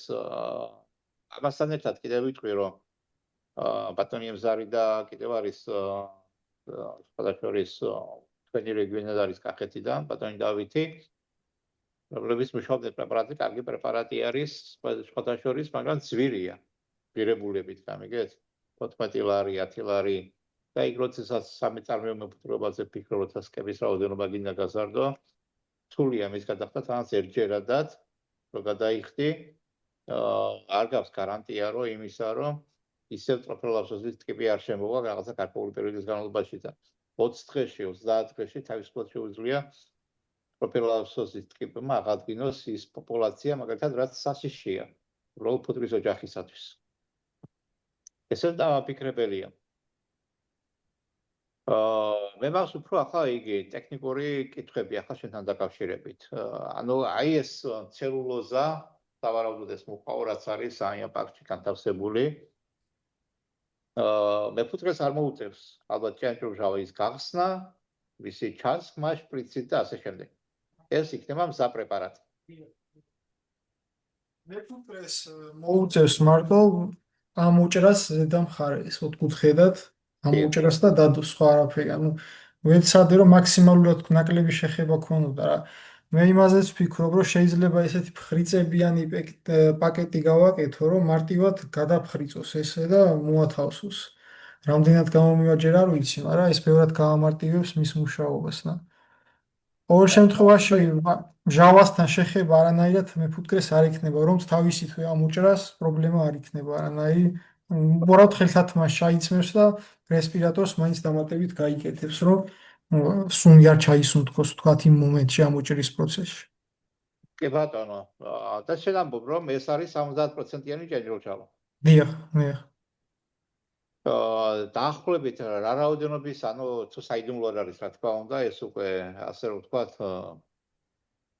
თქვენის არის, ასე რომ ვთქვათ. იქ პრეპარატი შექმნილი, დაახლოებით რა რაოდენობის სითხე იქნება მასში გაჩვენთილი, ასე რომ. 40 მილიგრამი, 40-დან 50 მილიგრამამდე. ეს იქნება ჭიანჭველჟავაც, პლუს ამას წყალიც, პლუს გლიცერინიც და პლუს ის ეთეროვანი ზეთებიც. ეს საშუალებას გვაძლევს, რომ სადღაც დღიურად აორთქლდეს 4 გრამამდე რა დღეში და სრულად დაფაროს ის ერთკვირიანი პერიოდი. ანუ გააჩნია კიდე ტემპერატურას, რა ტემპერატურაში გამოიყენებს ამ მეფუტკრე ამ საფენს. თუ ტემპერატურა 25-დან 30 გრადუსამდეა, შედარებით სწრაფად აორთქლდება და მე ეს გათვლილი მაქვს მაქსიმალურ მონაცემებზე, რა ტემპერატურულ მონაცემებზე ამის მუშაობის პრინციპი, რომ ვცდილობ, რომ რაც არ უნდა მაქსიმალური ტემპერატურა იყოს, რაც არ უნდა სწრაფად აორთქლდეს, მაინც მოიცვას ეს სრული პერიოდი. და ისე მოხდეს კაში რა ეს მჟავის კონცენტრაცია. ამიტომ ეს ყველაფერი ექსპერიმენტებით არის მე დასადასტურებელი და ამას დრო დაჭირდება საკმაოდ დიდი. და შეიძლება მე ან დოზის გაზდა გახდეს საჭირო, ან დაკლება გახდეს საჭირო, მაგრამ ამჟამად რა მონაცემებიც მაქვს, სრულად ფარავს რა ამ ტემპერატურის პირობებში ეს გრამაჟი. საფაშორის აი ემზარის პრეპარატის რო იყო, ანუ ეს ჭიანჭველჟავის, ყველაფერი კაი პრეპარატი იყო კიდევ მეორე. დღე-ღამეში ის ახდენდა 24 საათში 3-4 გრამის აორთქლებას, რომელიც სრულიად საკმარისი აღმოჩნდა ტროპის კონტროლისათვის. და კიდევ მეც ვიტყვი, ახლა იქ ის იყო ფუტკრის ოჯახი. გარემო ტემპერატურა შეიძლება 40 გრადუსის ყოფილიყო, ანუ ზაფხულის პერიოდში გამოიცადა ეს ჩემთან, მინდოდა ძალიან რომ გამოსულიყო შემოდგომის პერიოდშიც. მაგრამ სამწუხაროდ ვერ მოხდა რა ამ დროს, იმ დროს პრეპარატის მოწოდება და ესე იგი. ესე იგი 3-4 გრამი. მე ვფიქრობ, რომ თქვენ კიდე ახლა დღე-ღამეში 4 გრამი რო აორთქლდეს, სრულიად საკმარისი იქნება ტროფილაბზოლის კონტროლისათვის. ერთი კითხვა მაქვს. ანუ თქვენ ცდილობთ ახლა რომ ჭიანჭველჟავის აორთქლების არეალი გაზარდოთ, იმიტომ რომ ფართო არის ესე იგი, ასე რომ ვთქვათ, კი ბატონო, კეთახმებით მაგაში აბსოლუტურად. შეგიძლია თუ არა იმისი, ანუ სტაბილური აორთქლების საშუალება რო გქონდეს.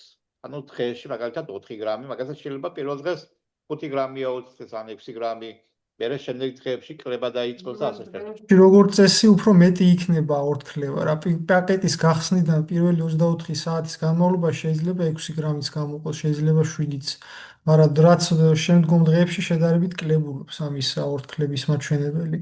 და სწორედ ეს დეტალებია ჯერჯერობით გასარკვევი და დასაბალანსებელი, რომ ზუსტი მონაცემები მქონდეს. ეხლა როგორც ასეთი ვარაუდით არ ვლაპარაკო, მე გაზაფხულზე რაღაც ექსპერიმენტები ჩავატარი, საკმაოდ ბევრ სკებზე გამოვცადე ეს და სათითაოს წონიდი ყოველდღიურად.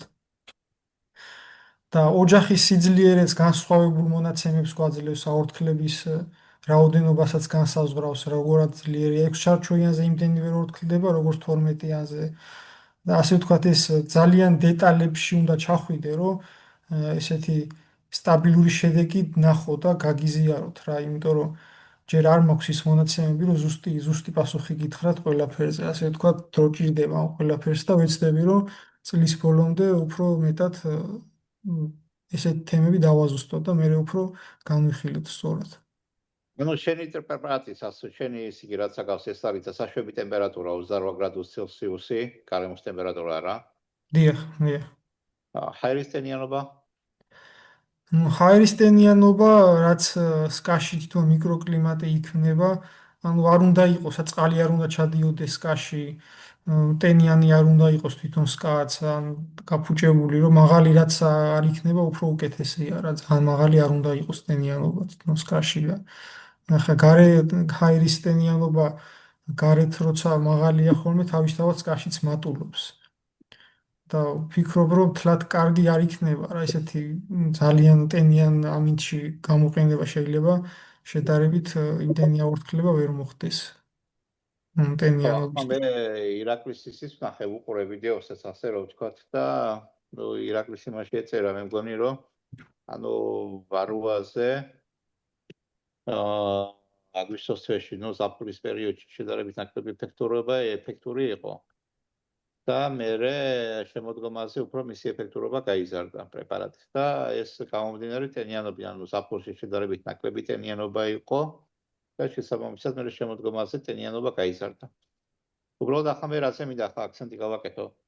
ახლა კვლევები ვნახე მე თვითონ ამ ჭიანჭველშავასთან დაკავშირებით, ანუ მეც მაინტერესებს და უბრალოდ იმიტომ კი არა რომ პრეპარატი და რაღაცაზე ვიფიქრო, მე არ მაქვს ახლა მისი დრო და ისე იგი და ამ ასპარეს თქვენ გითხოვთ, ასე რომ ვთქვათ, ვინც ამით დაინტერესებული ხართ. ნახე ასეთ მონაცემები, რომ 40-60 გრადუს 40-60% ჰაერისტენიანობისას ჭიანჭველშავა არის ნაკლებად ეფექტური. მისი ეფექტურობა იზრდება, როცა 60-80% არის, ასე რომ ვთქვათ, გარემოში ჰაერის ფარდობითი ტენიანობა, ნუ სკაში კიდევ თითქმის იგივე ტენიანობა უნდა იყოს და თუ სკაში ტენიანობა გაიზარდა 90%, ჭიანჭველშავას ეფექტურობა ისევ იკლებს. ანუ თუნდაც აი წყალი, ნესტი, რაღაცეები რო დაგროვდეს, უკვე იკლებს. ახლა კიდევ ერთი კითხვა, ანუ კაისაგებია ტენიანობა და აი რა მოვწუროთ ეს თემა. აი ჩვენთან ეს გარკვეული რეკლამაც კეთდებოდა მასთან დაკავშირებით, მეც ვიყავი ახლა ამის მომხრე, სასამართლო არაფერი არ არის, როცა სკის ქვედა ძირი უნდა იყოს და ღია, ანუ ვენტილირებადი ასე ვთქვათ. და ესე ხო არ უშლის მაგალითად ხელს და ამ შემთხვევაში მეფუტკრე როგორ უნდა მოიქცეს, უნდა მთლიანად გააყოს საფრენი, დახუროს ქვემოთ საინტერესო ვენტილაციო თუ ასე შემდეგ. კონკრეტულად ამ პრეპარატს თუ განვიხილავთ, არ არის აუცილებელი, რომ სკის ფსკერი იყოს სეტკიანი და ვენტილირებადი. ჩვეულებრივი მისაფრენი სრულად გაღებაც საკმარისია, არ ჭირდება. და არც იმას მოითხოვს საშუალებას, რომ ან საფრენი გაუფართოვოთ მაქსიმალურად რაღაც. როგორ? ხო, კახასავს ხელი აწეული და ვერ შემიშნე. კახა შეგიძლია ჯიგით შეგინი. ოღონ კამერა ჩართი, კარგი? ხო, კამერას ისე დავსვა კი ბატონო, თქვა კი არა, შევასავით ხო, შევასავით შეიძლება ითქვას, რომ აი ამოჭრას რაც შეეხება ვაჟა იმისა რა. ეგ ამოჭრა შეიძლება რომ აი ეს ხელის გარელტკები რო არის, ხო იცი? აი უბრალოდ ცეცხლით მოახდინოს მეფუტკრემ იმ დირკის გაკეთება, ასე ვთქვათ რა. დიახ, არ მიფიქრია სხვათა შორის მაგაზე, მაგრამ თეორიულად მე მგონი ხო, უბრალოდ სწრაფად მოხდება, გესმის? გარელტკით შემოატარებს, დაიწვება ცელოფანი და დაადებს ზევიდან. კი. საკმაოდ ლოგიკურია. მე მგონი არ უნდა იყოს არანაირი პრობლემა. მე მგონია წავა ეგ ასეთი მეთოდი. და ერთი კიდევ თუ საექსპერიმენტოდ დაგჭირდება, მე შემიძლია ერთ-ერთი საფუტკრე დაგითმო, რა ვიცი, თუ დაგჭირდება. ძალიან საინტერესოა. კი ბატონო. მაქსიმალურად ვეძებთ ამ შემთხვევაში ესეთი ნათქვამია, მაგრამ მე მაქვს მაგათთან მოლაპარაკება, რომ ისეთი ადგილი შევარჩიოთ, რომ არც ერთი სხვა საფუტკრი ახლო-მახლო არ იყოს რა, ისეთი ადგილი გჭირდება, სადაც განთავსდება 20-დან 50-მდე ფუტკრის ოჯახი და ასეთი პოვნა კახეთში გაჭირდება. კი. კახეთში კი არა, საქართველოში ასე. ყოველ შემთხვევაში ვეცდებით მაინც ჩვენ რომ შევარჩიოთ. რა არის ეს კახელები ფლავი გამოცდას აიბას ხეს თავზე თუ გადაიტათ, იქით კეცდა სხვა რეგიონებს კიდევ მოგვეცით ახიფი რაღაცა. ან გამოვცადოთ ცოტა ტენიან გარემოში დასავლეთ საქართველოში ან რაღაცა. კი, ეს ხურობა იყო, მაგრამ გასაგებია. კი ბატონო, ვაჟა კიდე მაქვს შეკითხვა. შენ ახსენე რომ პაკეტსა და საფარტილოს შორის უნდა იყოს 1 სანტიმეტრი დაახლოებით, არა, რომ აორთქლება ის პრობლემა არ იქნოს. ეს 1 სანტიმეტრი რატო აიღე, მაგალითად? თავისუფალი სივრცე ფუტკრის, რომ დინჯელით სწრაფად არ ამოახსოვს ეს სივრცე. როგორც წესი ფიზიკური კანონებიდან გამომდინარე, სითბო ხო ყოველთვის მაღლა მიიწევს და პაკეტიც რომ მაღლაა განთავსებული, ეს შედარებით თბება, ფუტკრის ტემპერატურა ათბობს ამას ქვემოდან და მჟავის ამოსვლას უნდა ჰქონდეს სივრცე, რომ ამოიწიოს მჟავა პაკეტიდან და ერთნაირად გადანაწილდეს საფარიტილოს ზედაპირზე და შემდეგ დაიშვას და თუ სივრცე არ აქვს და ძალიან პატარა აქვს, თქვათ აქვს 4 მილიმეტრი ან 5 მილიმეტრიც, შედარებით აორთქლებაც შენელდება და თანაბარი გადანაწილებაც არ მოხდება რა, ასე ვთქვათ. ჩემი გათვლა ეგ არის, ან ლოგიკურად რომ იმჟელოთ, წესით მასე უნდა იყოს და ამიტომ არა ნაკლებ, ვთქვათ, 5 მილიმეტრზე ნაკლები არც ერთ ვარიანტში არ უნდა იყოს და კაი იქნება თუ 8 და 10 მილიმეტრი იქნება. კი, გასაგებია. ბოლო ტექნიკურად როგორ მიგაჩნია ახლა ეს რომ რამდენად მოსახერხებელი იქნება, მოხერხებადი? როგორ და მე ფუტკარი ხო აშენებს ხოლმე ჩარჩვების ზემოდან ცვილის ნაჭრებს რა და მაგეებს გვერდებზე ვტოვებ, სადაც პაკეტი უნდა დაიდოს და საფარტილოს ვაფარებ და ეს თავისთავად ქმნის სივრცეს პაკეტსა და ტილოს შორის. და თუ ვთქვათ ვიღაც ათლის და ამ სანთლებს იღებს, შეუძლია რაღაც ჭხირები გამოიყენოს, მაგრამ ეს შედარებით გაართულებს საქმეს. უბრალოდ არ უნდა ათალოს რა ის ცვილის ნაწილები. და ჩვეულებრივ მიიღებს იმ სივრცეს, რაც საჭიროა. ხო და ეს უყურებ კორპუსების შემთხვევაში ეს პაკეტი ზედა კორპუსს დაედება ერთი ცალი მარტო? კი, ზედა კორპუსს აუცილებლად. ანუ ყველა შემთხვევაში ერთი კორპუსი და ხო არ არის მაგალითად მოთხოვნა იმისი, რომ პარტი მაგალითად პირველ მეორე კორპუსი იყოს. აი მაგალითად მე ვურჩევ მეფუტკრებს, რომ პარტკენი ჩარჩვები მოთავსონ პირველ კორპუსს. აი თქვენს ამ შემთხვევაში ეს მოთხოვნა ხო არ იქნება. ან პირველ კორპუსზე პარტი. არა, მე მგონი, იმიტომ რომ მჟავის პრინციპი არის ის, რომ იწყებს ქვემოთ ჩამოსვლას, რა მაღლა რო დავადებთ, ყველა ვარიანტში პირველ კორპუსშიც რო იყოს ანუ თვითონ ფუტკრის ვენტილირების პროცესში ზემოდან ქვემოთ დაიწევს ეს მჟავა და აუცილებლად პირველ კორპუსშიც მოხდება და საფრენიდან გავამერი. და ამიტომ არ მოითხოვს აუცილებლობას, რომ თქვა შუაში რო ჩაუდოთ ზედა კორპუსში თუ ბღარტია, იქ ვერავა ის მჟავა. იმიტომ რომ ძიმია და ყოველთვის დაბლა ჩამოდის მჟავის ორთქლი. კი ბატონო. ანუ მაინც ვურჩის რჩევა იქნება, რომ ბარტყი იყოს დაბლითა კორპუსებში. რომ მეტი ეფექტი იყოს და მეტი შეღწევადობა მჟავის. კი, ახლა კიდევ ერთი კითხვა. უყურეთ, კომენტარებში დაიწერა ასეთი ისიგი, რომ ესე იგი, მოგესალმებით, გილოცავთ ოჯახის წმინდის დღეს, იმერელი მოფუძვლე წერს. კითხე ალეკო მიახლობით, ფასი რა იქნება მაგ პრეპარატს? მე ვფიქრობ, რომ სადღაც ერთი ოჯახის დოზა, ანუ 2 პაკეტი, სრული კურსი ეღირდეს 4 ლარი. დაახლოებით რა. ეს არის შეიძლება ცოტა მეტი, ცოტა ნაკლები. კი ბატონო. და სესონზე რამდენიმე ჯერ მოუწევს მკურნალობა? ანუ გამოიყენება. თვითონ გააჩნია რა ფუტკრის ოჯახის მდგომარეობას, რა ვიცი როგორია საფუტკრიში დატკიპიანების დონე ინდივიდუალური იქნება რა ყველა საფუტკრისთვის. კი. და შენ კიდევ ეს გამოცდილი გავს ეს პრეპარატი ვაროვას? კი, ვაროვაზე გამოცდილი მაქვს, რომ ტროპიზე ჯერჯერობით არ გამომიცდი. არა, თუ ვაროვაზე მოქმედებს, ტროპიზედაც იმოქმედებს. იმიტომ რომ მე იმედა გათვლი ამლაპარაკ, უბრალოდ ტროპი უფრო სუსტი არის, ასე რომ ვთქვა და მე სხვადასხვა რო ვამჩნევ, რასაც ვაკვირდები, შედარებით დაბალ პროცენტს უჭირს. ვაროვაზე ზემოქმედება და ტროპს ერევა თავისუფლად, ასე რომ ვთქვა, ტროპის რაოდენობას აკონტროლებს. თუმცა აი ძელვადიან პერსპექტივაში, როცა ძელვადიანი ზემოქმედების ქვეშ არის ჭიანჭველის ქვეშ ფუტკრის ოჯახი და ზოგადად ფუტკრის ოჯახის ზემოქმედების ქვეშ რა თქმა უნდა ვაროვაც ზემოქმედების ქვეშ ექცევა.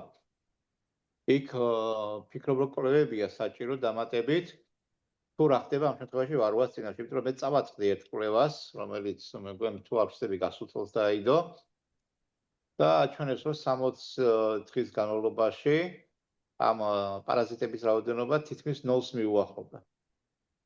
ასე რომ. ანუ 60 დღე იყო აქ აღებული პრეპარატის გამოყენებიდან და ასეთი ისე მე ამ კვლევაზედაც საინტერესო ახლა ამ მის აქცენტების გაკეთება და ისე იგი უბრალოდ რამდენად გამართლდება ეს ჩვენს პირობებში და რამდენად მოსახერხებელი იქნება ესეც საკითხია. ანუ ვიცი რა არის კიდე გასათვალისწინებელი. შეიძლება თქვა კახეთში დადოს რაღაც შედეგი, მაგრამ დასავლეთში წაიღოთ და იქ სხვანაირი შედეგი დადოს რა. ესენიც დასადგენია ეს დეტალები, რომელიც შემდგომში უფრო გასათვალისწინებელი უნდა იყოს, იმიტომ რომ ეს კლიმატური პირობები როგორც ფუტკარზე ახდენს ზეგავლენას, ისე ამ პრეპარატის გამოყენების სტრატეგიას ცვლის თავისთავად და როგორი შედეგი იქნება ეს გამოსარკვევია. კი ბატონო. მე ვფიქრობ, რომ დასავლეთში უფრო კარგი ეფექტი მიიღება ჰაერის ტენიანობის შედარებით მაღალი ტენიანობიდან გამომდინარე, ანუ 60-80%-ის დიაპაზონში ჩდება. ჩვენთან ჰაერის ტენიანობა. ანუ ეს თქვენ რა კვლევაზეც ისაუბრეთ, რომ მაღალი ტენიანობისას უფრო უკეთესად მუშაობს. მე მაღალ ტენიანობას ლაპარაკობ 80%-მდე, 90%-მდე. ანუ 60 და 80 შორის დაახლოებით საუკეთესო ეფექტი იყო. ანუ მე ვფიქრობ, რომ ანუ სკაში თავარია, რომ აი თვითონ ამ მუყაოს აქვს ესეთი ფუნქცია, რომ შეიძლება ასე როგორც ასეთი გამოყოს კიდევაც ნივთიერება, მაგრამ ასე თქვა შეიძლება შეიწოვოს კიდეც. და თუ ძალიან მაღალი ტენიანობა იყო, შეიძლება გამოყოფის მაგიერ პირიქით შეიწოვოს რა ეს ტენიანობა და შეაფერხოს მჟავის გამოყოფა. ამიტომ ვთვლი, რომ რაც შეიძლება სტაბილური ტენიანობა, რაც სკაში მიკროკლიმატი არის, ისეთი უნდა იყოს შენარჩუნებული. რომ სრულად მოხდეს ამ პრეპარატის მაქსიმალური შედეგის მიღება. საინტერესო დეტალი ახსენე ახლა შენ ახლა ვაჟა, ანუ ამ პრეპარატს შეუძლია რომ ხაესკაში დააღვიოს კლიმატი. შეუძლია.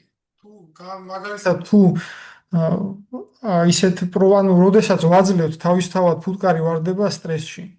იწყებს საკვების მიღებას, ტემპერატურა იწევა და სკაში ტემპერატურაც იზრდება თავისთავად და ეს მიკროკლიმატსაც ცვლის რა, ასე თქვა, ტემპერატურა იცვლება, ტენიანობა იცვლება. შეიძლება ანუ მოლეკულური ზეგავლენაც შეიძლება მოახდინოს ერთგვარად კარგიც და შეიძლება ცუდიც იმ კუთხით, რომ სკაში არსებული მაგალითად ბაქტერიები დახოცოს, ან ფიჭაზე არსებული ბაქტერიები დახოცოს, როგორც წეღანკახამ აღნიშნა, რომ უფრო უკეთესათაც ვითარდებაო რა ჭიანჭველამჟავის გამოყენების შემდგომ. ეს დაკვირვება მე არ მაქვს, რომ უფრო უკეთესად ვითარდება. ჯერ ანუ მაგდენი დაკვირვება არ მაქვს, მაგრამ აუცილებლად ვარაუდს გავუწევ და საკმაოდ კარგად და სწორად აღნიშნა და კიდე კაი რომ აღნიშნა, შეიძლება მე ცოტა გვიან აღმომეჩინა ეგ ფაქტი. სხვათა შორის ახლა კახამ რაც თქვა, მაგი ისტორიის შენიშვნა არის, ანუ სხვა დაბადებებთან დაკავშირებით, ანუ მეც ვფიქრობ, რომ ჭიანჭველშავა თუნავს სხვა ბაქტერიული იქნება, სპოროვანი დაბადებები იქნება, ამათ ასე რომ ვთქვათ, გავრცელებას გუნავს, კი ბატონო, ვეთანხმებიან იმას, ანუ გასყოფეროზის ნაკლებობა იქნება შედარებით. არ არის გამორიცხული, როგორც მაგალითად ამერიკული სიდამპლის სპორების იმაზედაც პროპიტად იმოქმედოს და ასე შემდეგ. ასე რომ ვთქვათ, ამას დრო გამოავნეს. ამას ერთ ფაშად 1 წლი და 2 წლით არ შეგვიძლია სპორტს საუბარი. მე უბრალოდ ერთის რაღაცა მაფიქრებს კიდე. ვაროვაც ტროპიც არის ცოცხალი ორგანიზმები. ამ შემთხვევაში ეს ცოცხალი ორგანიზმები ცდილობენ რა თქმა უნდა თავი გადაირჩიონ და რაღაცა გარემო შეეგვონ. რამდენად არის შესაძლებელი რომ მუტაცია მოხდეს და შესაბამისად უფრო მდგრადი თაობები წარმოვიდეს ანთროპოლოგიის ან თუდაც ვაროვას. ამ კუთხით თუ გაქვს ლამეკი დაკვირვება. ისეთი კითხვა რომ ზედმეტად მეცნიერულ განათლებას მოითხოვს, მაგრამ ლიტერატურას თუ დაუჯერებთ, ორგანულ მჟავებთან შეგუება პარაზიტების არ ხდება. ანუ ვერ ეგუებიან, რა ესე წერია ლიტერატურაში, მაგრამ აი პაპუნას მონაცემებს თუ დაუჯერებთ, მჟავას შეეგუა ვაროა და ეხლა რამდენად როგორ მოხდება, მაგას ვერ გეტყვით წინას. კი, პაპუნას თუ დაუჯერებთ, შეეგუა და სხვა შორის არ არის გამორიცხული. კი ბატონო. გოგა შეხوارგავს კითხები ვაჟასთან? არა, არ მოგვთ არანაირი, ძალიან საინტერესოა. როდის შეიძლება ეს პრეპარატი ვიხილოთ, ასე რომ ვთქვათ, დღის სინათლეზე? ნუ ეგ რამდენად მოხერხდება? აი ფართო გამოყენებაში. ფართო გამოყენებაში ვფიქრობ, რომ თუ ყველაფერი გეგმის მიხედვით წავიდა გაზაფხულისთვის, მომავალი წლის გაზაფხულისთვის შეიძლება რომ ჩაეშვას უკვე წარმოებაში და ამას რაღაც მერე ბიუროკრატიული პროცესებიც არის გასატარებელი რა ეს რეგისტრაცია სურსათში და საკმაოდ დიდ თანხებთანაც არის ეს ყველაფერი დაკავშირებული და ნახოთ ყოველ შემთხვევაში მე ვეცდები რომ მომავალი წლის გაზაფხულისთვის რაღაც პარტიების გამოშვება დაიწყო ასე ვთქვათ რა და აი საწარმოზე ამას რამე თავისი პირობები ჭირდება ფარმაცევტული რამე კი ან ყველაფერი რომ გაკეთდეს კანონმდებლობასთან შესაბამისობაში საჭიროა როგორც საწარმოს სწორი ანუ საწარმო უნდა იყოს ისეთი რომ აკმაყოფილებდეს პრეპარატებთან მუშაობის მოთხოვნებს და თვითონ კადრიც უნდა იყოს ესეთი რა კვალიფიცირებული კადრი უნდა იყოს ესეც ერთგვარი დაბრკოლება ანუ ეს გადალახვადია უფრო მაგრამ ანუ საწარმო უნდა იძლეოდეს იმის საშუალებას განსაკუთრებულად ეს მჟავა ვიცით როგორი საშინელი სუნიც აქვს რომ ისეთი უნდა იყოს მოწყობილი რომ მაქსიმალურად გაწოვა ხდებოდეს ამ სუნის სამუშაო პროცესი მიდიოდეს სუფთად და ამ ყველაფრის შემდგომ უკვე საჭიროა აღიარება პრეპარატის მართალია დარეგისტრირებულია ჭიანჭველა მჟავა მაგრამ ჩვენ რახა მიწოდების ფორმა გვაქვს სხვანაირი გთხოვენ რომ მოხდეს დარეგისტრირება პრეპარატად, ან ახალ პრეპარატად, ამას უნდა დაერქვას სახელი რაღაც განსაზღვრული და შემდეგ უკვე ანოტაციაში უნდა მიეთითოს რა ნივთიერებებისგან შედგება ეს პრეპარატი. ეს ყველაფერი დაკავშირებულია როგორც თანხებთან, ისე საკმაოდ დიდ გონებრივ მუშაობასაც ითხოვს, იმიტომ რომ ჩანაწერები უნდა გაკეთდეს, დაკვირვების ჩანაწერები, რომ ეს მერე დაგიდასტუროს შესაბამისმა ორგანომ, რომ მაგალითად რამდენ ტემპერატურაზე როგორ მოქმედებს, რა შედეგები შეიძლება მოყეს ამ ყველაფერს, ასე ვთქვათ, სამეცნიერო კვლევაც უნდა იყოს, რომ დასტური წამოვიდეს სახელმწიფოსგან ამის აღიარებაზე. მაგრამ ერთგვარად ამ პროცესებისგან თავის არიდებად შეიძლება თუ ისე მიუდგებით რა მაგალითად შეიძლება გაიყიდოს ეს პრეპარატი არა როგორც პრეპარატი, არამედ როგორც ფუტკრის მოვლის საშუალება. და ოღონდ საჭირო იქნება რაღაც პროცედურები, მაგრამ ჩემი აზრით ჯობია რომ ისევ დარეგისტრირდეს რა და როგორც პრეპარატის სახე ისე მიეცეს და ისე მოხდეს მისი რეალიზაცია და არა როგორც ფუტკრის მოვლის საშუალების, იმიტომ რომ სინამდვილეში პრეპარატია და არა ფუტკრის მოვლის საშუალება. კი ბატონო. გასაგებია. კითხვებიც ახლა უყურე რო ვაკურდები, ნუ კითხვა არის, მაგრამ ეს კითხვა თინგელიან წყალსნარს ეხება. ორი სიტყვაო, როგორი ფორმით და საშუალებით იძლევა ოჯახს, ასე რომ ვთქვათ. მაგრამ რა ვიცი, თუ ჩათვლი საჭირო დახვრით შეგიძლია პასუხისგაცემა და თუ არა და მერე შეიძლება პროპოლიტზე და თინგელზე მერე ცალკე ლაივის გავაკეთოთ, ასე რომ ვთქვათ. არა, ეხლა შეგვიძლია მაგათ მოკლე პასუხი გავცეთ.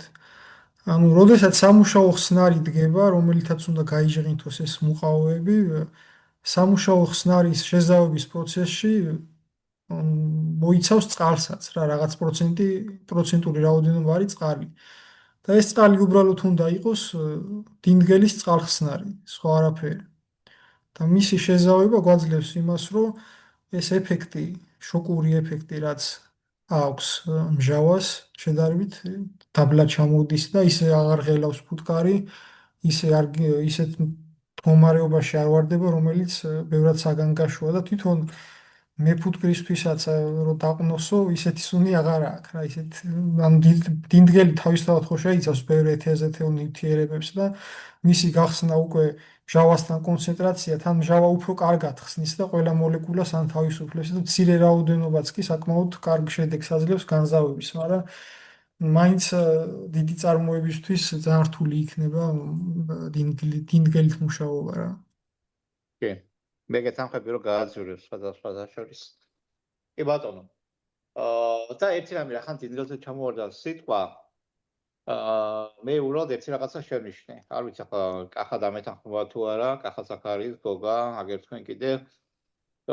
როცა მე ვიყრებ მაგალითად აი ამ ჭენჭულ ჟავას, ნუ რა თქმა უნდა, ამას ადინდგელებს, ანუ პროპოლისის თავის ფენებით ისე იგი. ზოგ შემთხვევაში მე ვცდილობდი რომ გამეთავისუფლებინა ამ პროპოლისისგან ასე რომ ვთქვათ ის უსწორმასწორო ნახრეტებია თუ რაღაცა რაც გვინდა ახლა დავარქვათ რა ვიცი. რომ ჟავის აუწყობაზე ხელი შემეწყო. თუმცა მე დაფიქრდი ერთ რამეზე ახლა რომ ხედავ დინდგელს რაღაცა სხვანაირია. ანუ ის დინდგელი არ არის, კახას ვეთანხმები აბსოლუტურად, რომ აი როგორიც ჩვენ მაგალითად ხალხი დავიკავსკიდან აფრიკავთ რაღაცნაირი, აი რაღაცნაირი გასღენთილი არის და სუნიც ასე რომ ვთქვათ ადის პროპოლისის.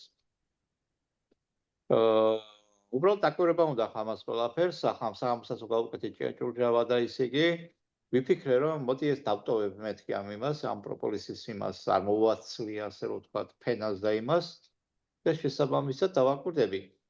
აბა რამდენი გრამია ორთქლდა 24 საათში. ასე რომ ვთქვათ. ახლა მე რა საიდან გამომდინარეობს ახლა ჩემი ისე იგი ფუტკარმა იცის რომ ეს დავადება აქვს.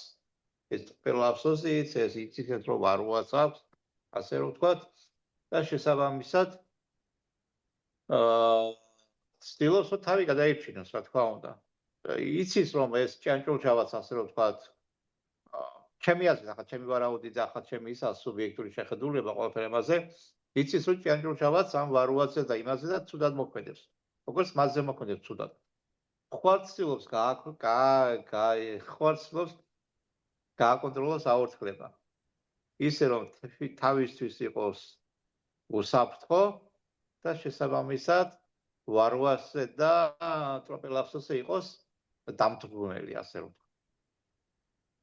ნუ მაგ კითხვაზე ესეთი პასუხი შემიძლია გაქცეთ, რომ ფუტკარს თუ მივცემთ საშუალებას, რომ სრულად დაადინგელოს მოცემული პრეპარატი, მაგალითად სხვა რაღაცებითაც მიმიცია რა ეს ის ჭიანჭველა მჟავა და თუ აქვს საშუალება სრულადაც ადინგელებს. მთლიანად ესეთი ბურთულები ადრე იმას ვიყენებდი ხოლმე და იმას რომ ჩავდებდი ზოგიერთისგან მეორე მესამე დღეს სრულად დაადინგელებდა ხოლმე. ამ შემთხვევაში მაგდენს რო ფიქრობდეს, ალბათ არ დაადინგელებდა, ამიტომ ვფიქრობ, რომ ეგ თემა არ იქნება რამასე ალბათ მაინც ცდილობს, რომ ეს რაღაც არაბუნებრივი სუნი აღმოფხვრას და გააქროს კიდან და არა დააბალანსოს. ბატონო და სხვათა შორის აი თავის ფერომენების გავრცელება სხვა არის. ახლა ფუტკრის საურთიერთობო ენა ერთ-ერთი არის ფერომენების გავრცელება და ეს ჭიანჭველჯავაც ხო ასე ვთქვათ ამას აფერხებს. დიახ, თავისთავად. და შესაბამისად, ნუ რამდენად მიზანშეწონილი არის, ნუ ამას დრო გვიჩვენებს ყველაფერს, მაგრამ მაინც საინტერესო არის. ბაჟა, როგორ ფიქრობ, აი ამ შენს პრეპარატთან ერთად, აი ერთ კითხვას კიდევ დაგისვამ და ასე ვთქვათ, მე 12 საკვირაო 20 წუთი და ყველა დაღლილები ვარ, საფრთხე გამოსულები ვარ. არა ერთი საინტერესო კითხვა მაქვს. ხო არ გახდება მაინც ზოოტექნიკური მეთოდების გამოყენების აუცილებლობა ამ თქვენს პაკეტთან ერთად? ამ პრეპარატის შექმნის მთავარი мотиваცია ის არის, რომ არ გახდეს საჭირო აუცილებელი ზოოტექნიკური მეთოდები.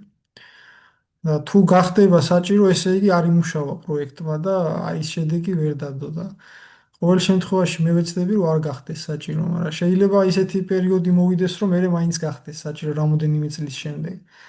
ნუ ამ შემთხვევაში ესე გადაჭრით ზუსტი პასუხის თქმა შეუძლებელია, გახდება თუ არ გახდება. ხო არ გიფიქრია ასეთ რაღაცას, რომ ზოოტექნიკურთან პლუს კიდევ ეს მეთოდი იქნება რაღაცა კარგი შედეგის მომტანი. ანუ ზოოტექნიკურ მეთოდში ჩვენ თუ გულისხმობთ დედის იზოლაციას და უღარტობის შექმნას. ამ შემთხვევაში ესეთი პაკეტების განთავსება სულ არ იქნება საჭირო რა. შეგვიძლია პირდაპირად ჩავასხათ ის მჟავა ერთჯერადად ან ორჯერადად და თითქმის სრულად აღმოფხრის ამ დატკიპიანებას უღარტობის პროცესში. ანუ ეს პაკეტი გათვლილია გახანგრძლივებული მოქმედების, რომ პარაზიტების განვითარების სრული ციკლი მოიცვას. და თუ ჩვენ მაინც ზოოტექნიკურ მეთოდს მოვახდენთ, დამატებითი ხარჯის გაღება უკვე არარენტაბელური იქნება, იმიტომ რომ ამ შემთხვევაში პირდაპირ ავიღოთ და სპეციალურ ჩასასხმელში ჩავასხათ და უფრო იაფიც დაждდება და შედეგიც იგივე იქნება. აღარ მე ასე ვაკეთებ აქცენტს კიდე მე მაგალითად ვურჩევ ახლა ხშირად ჩემი რჩევა ასეთი არის მეფუტკრების მიმართ რომ თუ არის მაგალითად კატასტროფული რაოდენობა ტროპილურ აბსუსის და ასე შემდეგ და გენანებათ ეს ჩარჩოები წარჩვით ახლა არის იმის საშუალება ყველა კვერცხიანი ყველა ბატკენი ჩარჩო ფუტკარს თავის ფუტკრიანად დედა ჩატოვეთ იქ სადაც არის მოღალე ფუტკარის დაბრუნდება ჩვეულებრივად ეს ჩარჩოები შეუძლიათ გადაატანონ ახალი პაკეტის შექმნა ეს ის ასპუთა შორის ძალიან სიცოცხლის უნარიანი პაკეტები იქნება და შესაბამისად გამოყენებული იყოს ეს პაკეტი. უყურეთ დააკვირდით მე რას ვამბობ. ამოვართვით ყველა ჩარჩო თავის ფუტკრიანად. ჩავალაწყეთ სარკეს კაში.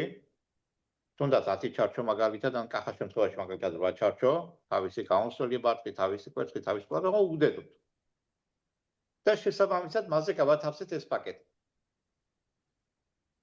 იმ ძილის კაში ხო მაინც ამოსვლელი გვექნება 90%-ზე მეტი პარაზიტი, ტიპი ასე რომ ვთქვათ. და უკვე აქეთკენ ვიწყებთ მუშაობას. და ხო უნდა დაიწყოს ედის გამოსვლა, კვერცხდება და ასე შემდეგ. ამ შემთხვევაში სრულიად მისაღებია ასეთი მუშაობის პრაქტიკა და ჩვეულებრივ გავამართლებს. მაგუთხით თუ მივიჭელებთ და მასე მიუდგებით, სრულიად მისაღებია და თავის შედეგს მაინც დადებს. ანუ მე რაზე ვაკეთებ აქცენტს, რომ კარგ შედეგს იძლევა ზოგადად კვერცხიანი ბარტყიანი ჩარჩოების წარსულმა, კი ოჯახს გარკვეულად უკან წერს, რომ ფუტკრის ის რაოდენობა არ ყავს ინდივიდების. მაგრამ სწრაფად ცდილობს დედა კი არა, ოჯახი რომ ეს დანაკლისი აღადგინოს და შესაბამისად რახან ტკიპების რაოდენობა, დაავადებების რაოდენობა უკვე მოკლებული აქვს, ოჯახის უფრო ჯანმრთელად გამოიყურება, ასე ვთქვათ და შესაბამისად მე საზრუნავი არის იმ განაყოფზე, სადაც ეს ჩარჩოები იქნა გადატანილი. საინტერესოა ძალიან და ასე ვთქვათ, ფიქრობ რომ წინ საინტერესო კურებები გელის, დაკვირვებაც გელის და ასე შემდეგ. გოგა, რამე კითხები ხარ არის, ან შეხვარგავს რამე კითხვა და კომენტარებში ძალიან ხურო გადახედო, კარგი? არა, ალიკო, მე კითხვა არ მაქვს არაფერი. მაგრამ მივესალმები ვაჟას წამოწყებას და გვერდში დავუდგები ყველანაირად. კი ბატონო, ერთ წუთი მეც იმას ნახავ, აბა კომენტარებს გადავხედავ. ხო არ არის კითხები კომენტარებში. მაყურებელი ძირითადი გვიყურებ. კითხები ბატონი კახასკენ იყო, მაგრამ კახამ ყველაფერზე გაცა თითქმის პასუხი. კი. კი ბატონო, ნუ ახალი კითხები არ ჩანს, ასე რომ ვთქვათ, ნუ თავის მოსაზრებას წერს, ასე რომ ვთქვათ, კომენტარებში. კი, ძირითადად ყველა დადებითი გამოხმაურება აქვს ამ ჭიანჭველა მჟავის მიმართ, ყველა კმაყოფილია მისი გამოყენებით. კი. და მაგალითად ბატონი ზურაბი წერს, რომ ჭიანჭველა გამოვიყენეს შემოდგმაზე და გაზაფხულზეც აუცილებლად მიმაჩნია ჭიანჭველის გამოყენება. რომ ინტენსიური პარტნიორობის პერიოდში ვარვა და ტროპი არ გავიქცეთ. კი ბატონო, ეს მოსაზრებასაც ჩავდივართ და მივდივართ იმ დონემდე, რომ და იმ მოსაზრებამდე, რომ გააჩნია ადგილმდებარეობა, სად ყოფს ფუტკარი. კი. სად არის ჩვენი საფუტკრი და ზონალურობა. ხო. 70%-იანი, მოდი ერთი კითხვა კიდევ დავსვათ, კარგით? კი ბატონო, მე მზად ვარ სრულად ამოვწუროთ კითხვა.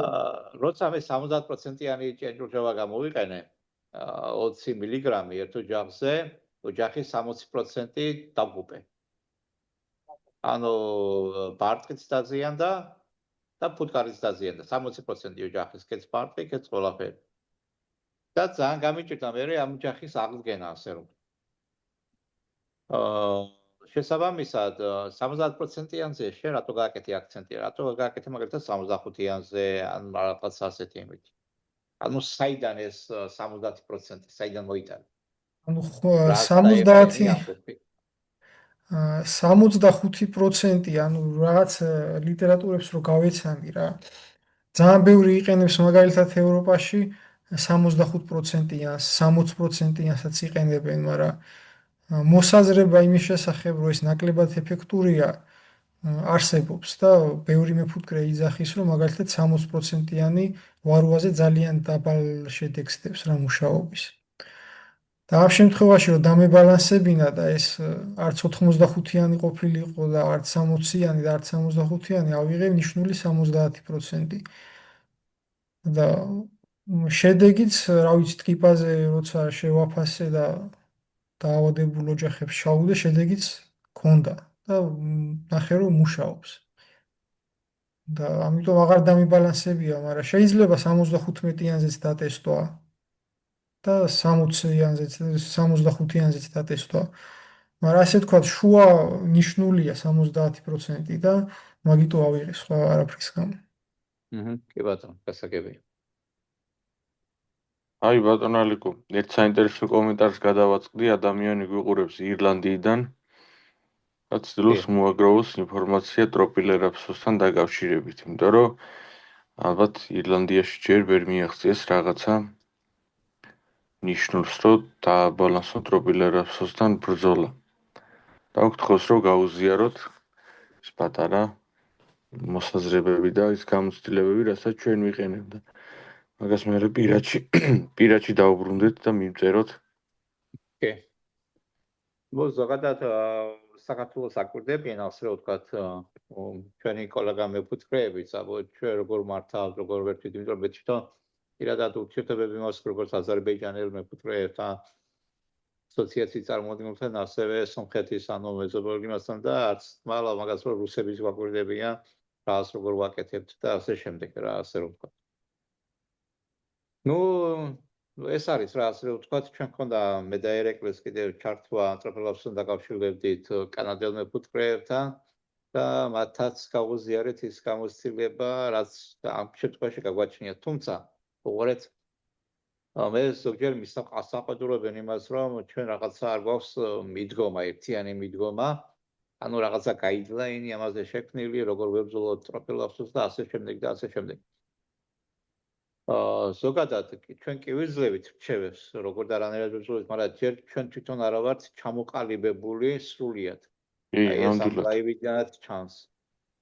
რომ როგორ შეიძლება ეს სამივე პარაზიტი, ნუ ორი მაინც ვაროა და ტროპი ერთდროულად მართოთ. აი ამ პრაქტიკას, ანუ ამ მოკლევადიან პრაქტიკას, თუნდაც ერთი წლისას ვერ დავეყრდნობით, იმიტომ რომ უნდა ვიცოდეთ, უნდა გრძელვადიანში რა გველის არა, მაინც ეს ერთწლიანი სეზონი მაინც ცოტა არის, ასე რომ ვთქვათ. ჩემი მოსაზრებიდან გამომდინარე. რომ ნახოთ უნდა გრძელვადიან პერსპექტივაში ეს მეთოდები და შედეგები რას გამოიტანს და მერე უკვე გამოცდილებაზე შედეგებიდან გამომდინარე უკვე შევძლებთ უკვე ეფექტურობაზე საუბარს და ასეს და უფრო გავრცელებასაც რა ჩვენი აზრების და რა ვიცი მანამდე კიდე მეფუტკრეებს ურჩევთ რომ როგორც ვეუძვით ახლა ასე რომ ვთქვათ არ მოვდუნდეთ აკონტროლოთ ტროპილაფსოზის ტიპი ჩემი მონაცემით ახლა შეიძლება თქვენთან ვაჟასთან და ბატონ კახასთან არ არის ტროპილაფსოზის საფუძველში მოღწეული მაგრამ მე მაქვს ბევრი ზარები შემოსული მაგალითად სხვადასხვა კახეთის სხვადასხვა რეგიონებიდან ალბანიდან ალაზნისპირიდან და სხვადასხვა იმებიდან რომლებიც ტროპილაფსოზე ამბობენ და პირდაპირ დებენ ახლა მაგალითად ქართულ პოდკასტში კიდევ დაიდო კახეთიდან ვიდეოები, მოკლე ვიდეოები რა თქმა უნდა, სადაც ტროპილაფსოზის ტიპია, ასე ვთქვათ. ბევრი ვიდეოც ზიარდება ისეთი, სადაც მართლა ტროპილაფსოზი არ არის, სხვამწერი არის, სხვა ტიპი არის, მოყვანილი ან ტრიფსები და რა ვიცი, სხვა რაღაცეები და შესაბამისად შეცდომებიც ახასიათებს ამას. რა დამიჯერეთ ალბათ დიდი ხანი არ დაჭირდება ხმერთან უკანს, მაგრამ მაინც ალბათ ყველა საფუძვლზე ეს ტროპილაფსოზი ადრე თუ გვიან მაინც ესტუმრება და შესაბამისად ყველას მოუწევთ ბრძოლა. მასთან დაკავშირებით და ამიტომ ყველას მოგიწოდებთ რომ თვალიადევნოთ საქართველოს დემოკრატიული გაერთიანების გვერდს, ჩვენს ლაივებს, ჩარტვებს, ქართულ პოდკასტში და ქართულ პოდკასტში გაზიარებულ პოსტებს. ამასაც ყურადღება მივაქციოთ. ჩევებს, რომელსაც ბატონი ირაკლი ჯანაშია იძლევა და ჩევებს, რომელსაც გამოცდილი მეფუტკრეები იძლევიან, რომელსაც უკვე შეხება აქვთ ტროპილაფსოზზე და წარმატებულად გაართვეს თავი მის მართვას. ნუ ზოგადად ეს არის ახლა ჩემი ასე რომ ვთქვათ რჩევა მეფუტკრეების მიმართ და კიდევ ერთხელ.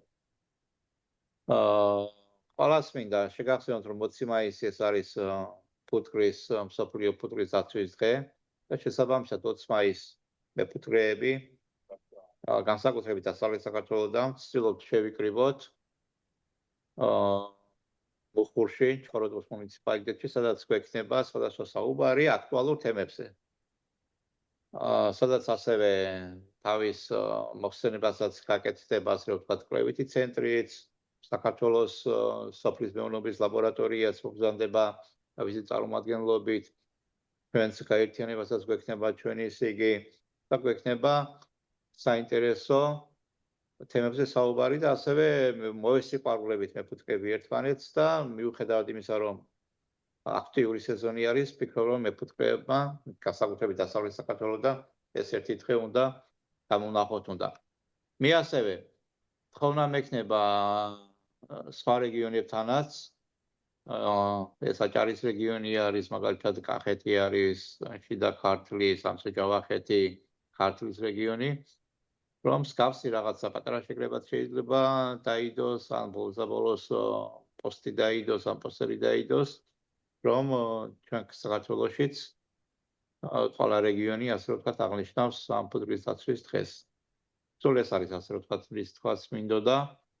დანარჩენი ახლა თემები, რომლებიც წამოჩნდება მას აქტუალურს გავხდით ისევ. ჯგუფში საქართველოს დემოკრატიული გაერთიანების გვერდზედაც განთავსებული არის, ანუ ლაივები ჩავანათვალი, რომელ დღეს რომელი ლაივი არის, ასე რომ ვთქვათ, დაგეგმილი. და შესაბამისად გთხოვთ ამასაც მიაქციოთ ყურადღება, თუმცა არ გამოვრიცხავ თემების აქეთ-იქით გადაადგილებასაც აქტუალურობიდან გამომდინარე. კარგით ბატონებო, მე მინდა დიდი მადლობა მინდა გადავუხადო ბატონ ვაჟას, ბატონ კახას, გოგას, რომელიც ჩაგვერთო სამწუხაროდ ცოტნე ვერ მოახერხა ტექნიკური მიზეზებიდან გამომდინარე დღეს ლაივში ჩართვა, მაგრამ არა უშავს აუცილებლად დავინტერესდებით. რატო ვერ მოხერხდა მისი გაშვება, რა პრობლემა წარმოიჭრა, ასე რომ ვთქვათ და შემდგომში კიდევ უბეცდებით თქვენთვის უფრო საინტერესო ლაივების გაშვებას. ხო. კიდევ ერთი ჩვენ ვაკეთებთ უკვე ლაივების ჩანაწერს. ჩვენი ლაივები პირდაპირ იდება, საინტერესო ლაივები, რა თქმა უნდა, საინტერესო თემები, პირდაპირ გაიდება და ეს თემა აუცილებლად დაიტვირთება საქართველოს ეფექტური გაერთიანების YouTube-ის არხზე. ამიტომ ყველას ვთქვათ, რომ ამ ეს YouTube-ის ჩვენი საქართველოს გაერთიანების YouTube არხიც გამოიწეროთ და ის ინფორმაციები, რაც ახალი ინფორმაციები იდება, შესაბამისად მიიღოთ თუნდაც YouTube არხიდანაც ასე რომ ვთქვათ. და მე რა თქმა უნდა ვცდილობ რომ ეს ყველაფერი ისევ და ისევ Facebook-ზე გაზიარდეს, ლაივი ჩვეულებრივ გაზიარებულია მიმდინარეობს, მაგრამ თოთა განმავლობაში შეიძლება წაიშალოს და შევეცდებით ამ ლაივის მერე ისევ აწვრთვას და აღდგენას. სულ ეს არის. დიდი მადლობა ყველას. მანც დიდი მადლობა ბატონო ალიკო. დიდი მადლობა გოგას და დიდი მადლობა ჩვენს მაყურებლებს. მადლობა საინტერესო შეხვედრისთვის. ნახვამდის დაგემშვიდობებით. კარგი იქნება 20 მაისს თუ ძალიან ბევრი მეფუტკრე მოიყრის მუხურში თავს. თანხები აბსოლუტურად ხო. ჩვენ უნდა ვეცადოთ და მაინც ჩვენი ასე რომ ვთქვათ და ყველა ვარიანტი. კარგით, ყველას დიდი მადლობა და ყველას მინდა მზიანი თბილი დღეები გისურვოთ. ეს აუცილებლად ჭირდება ჩვენს პოდკასტს. წარმატებული სეზონი ყველას. კარგად იყავით. დროებით.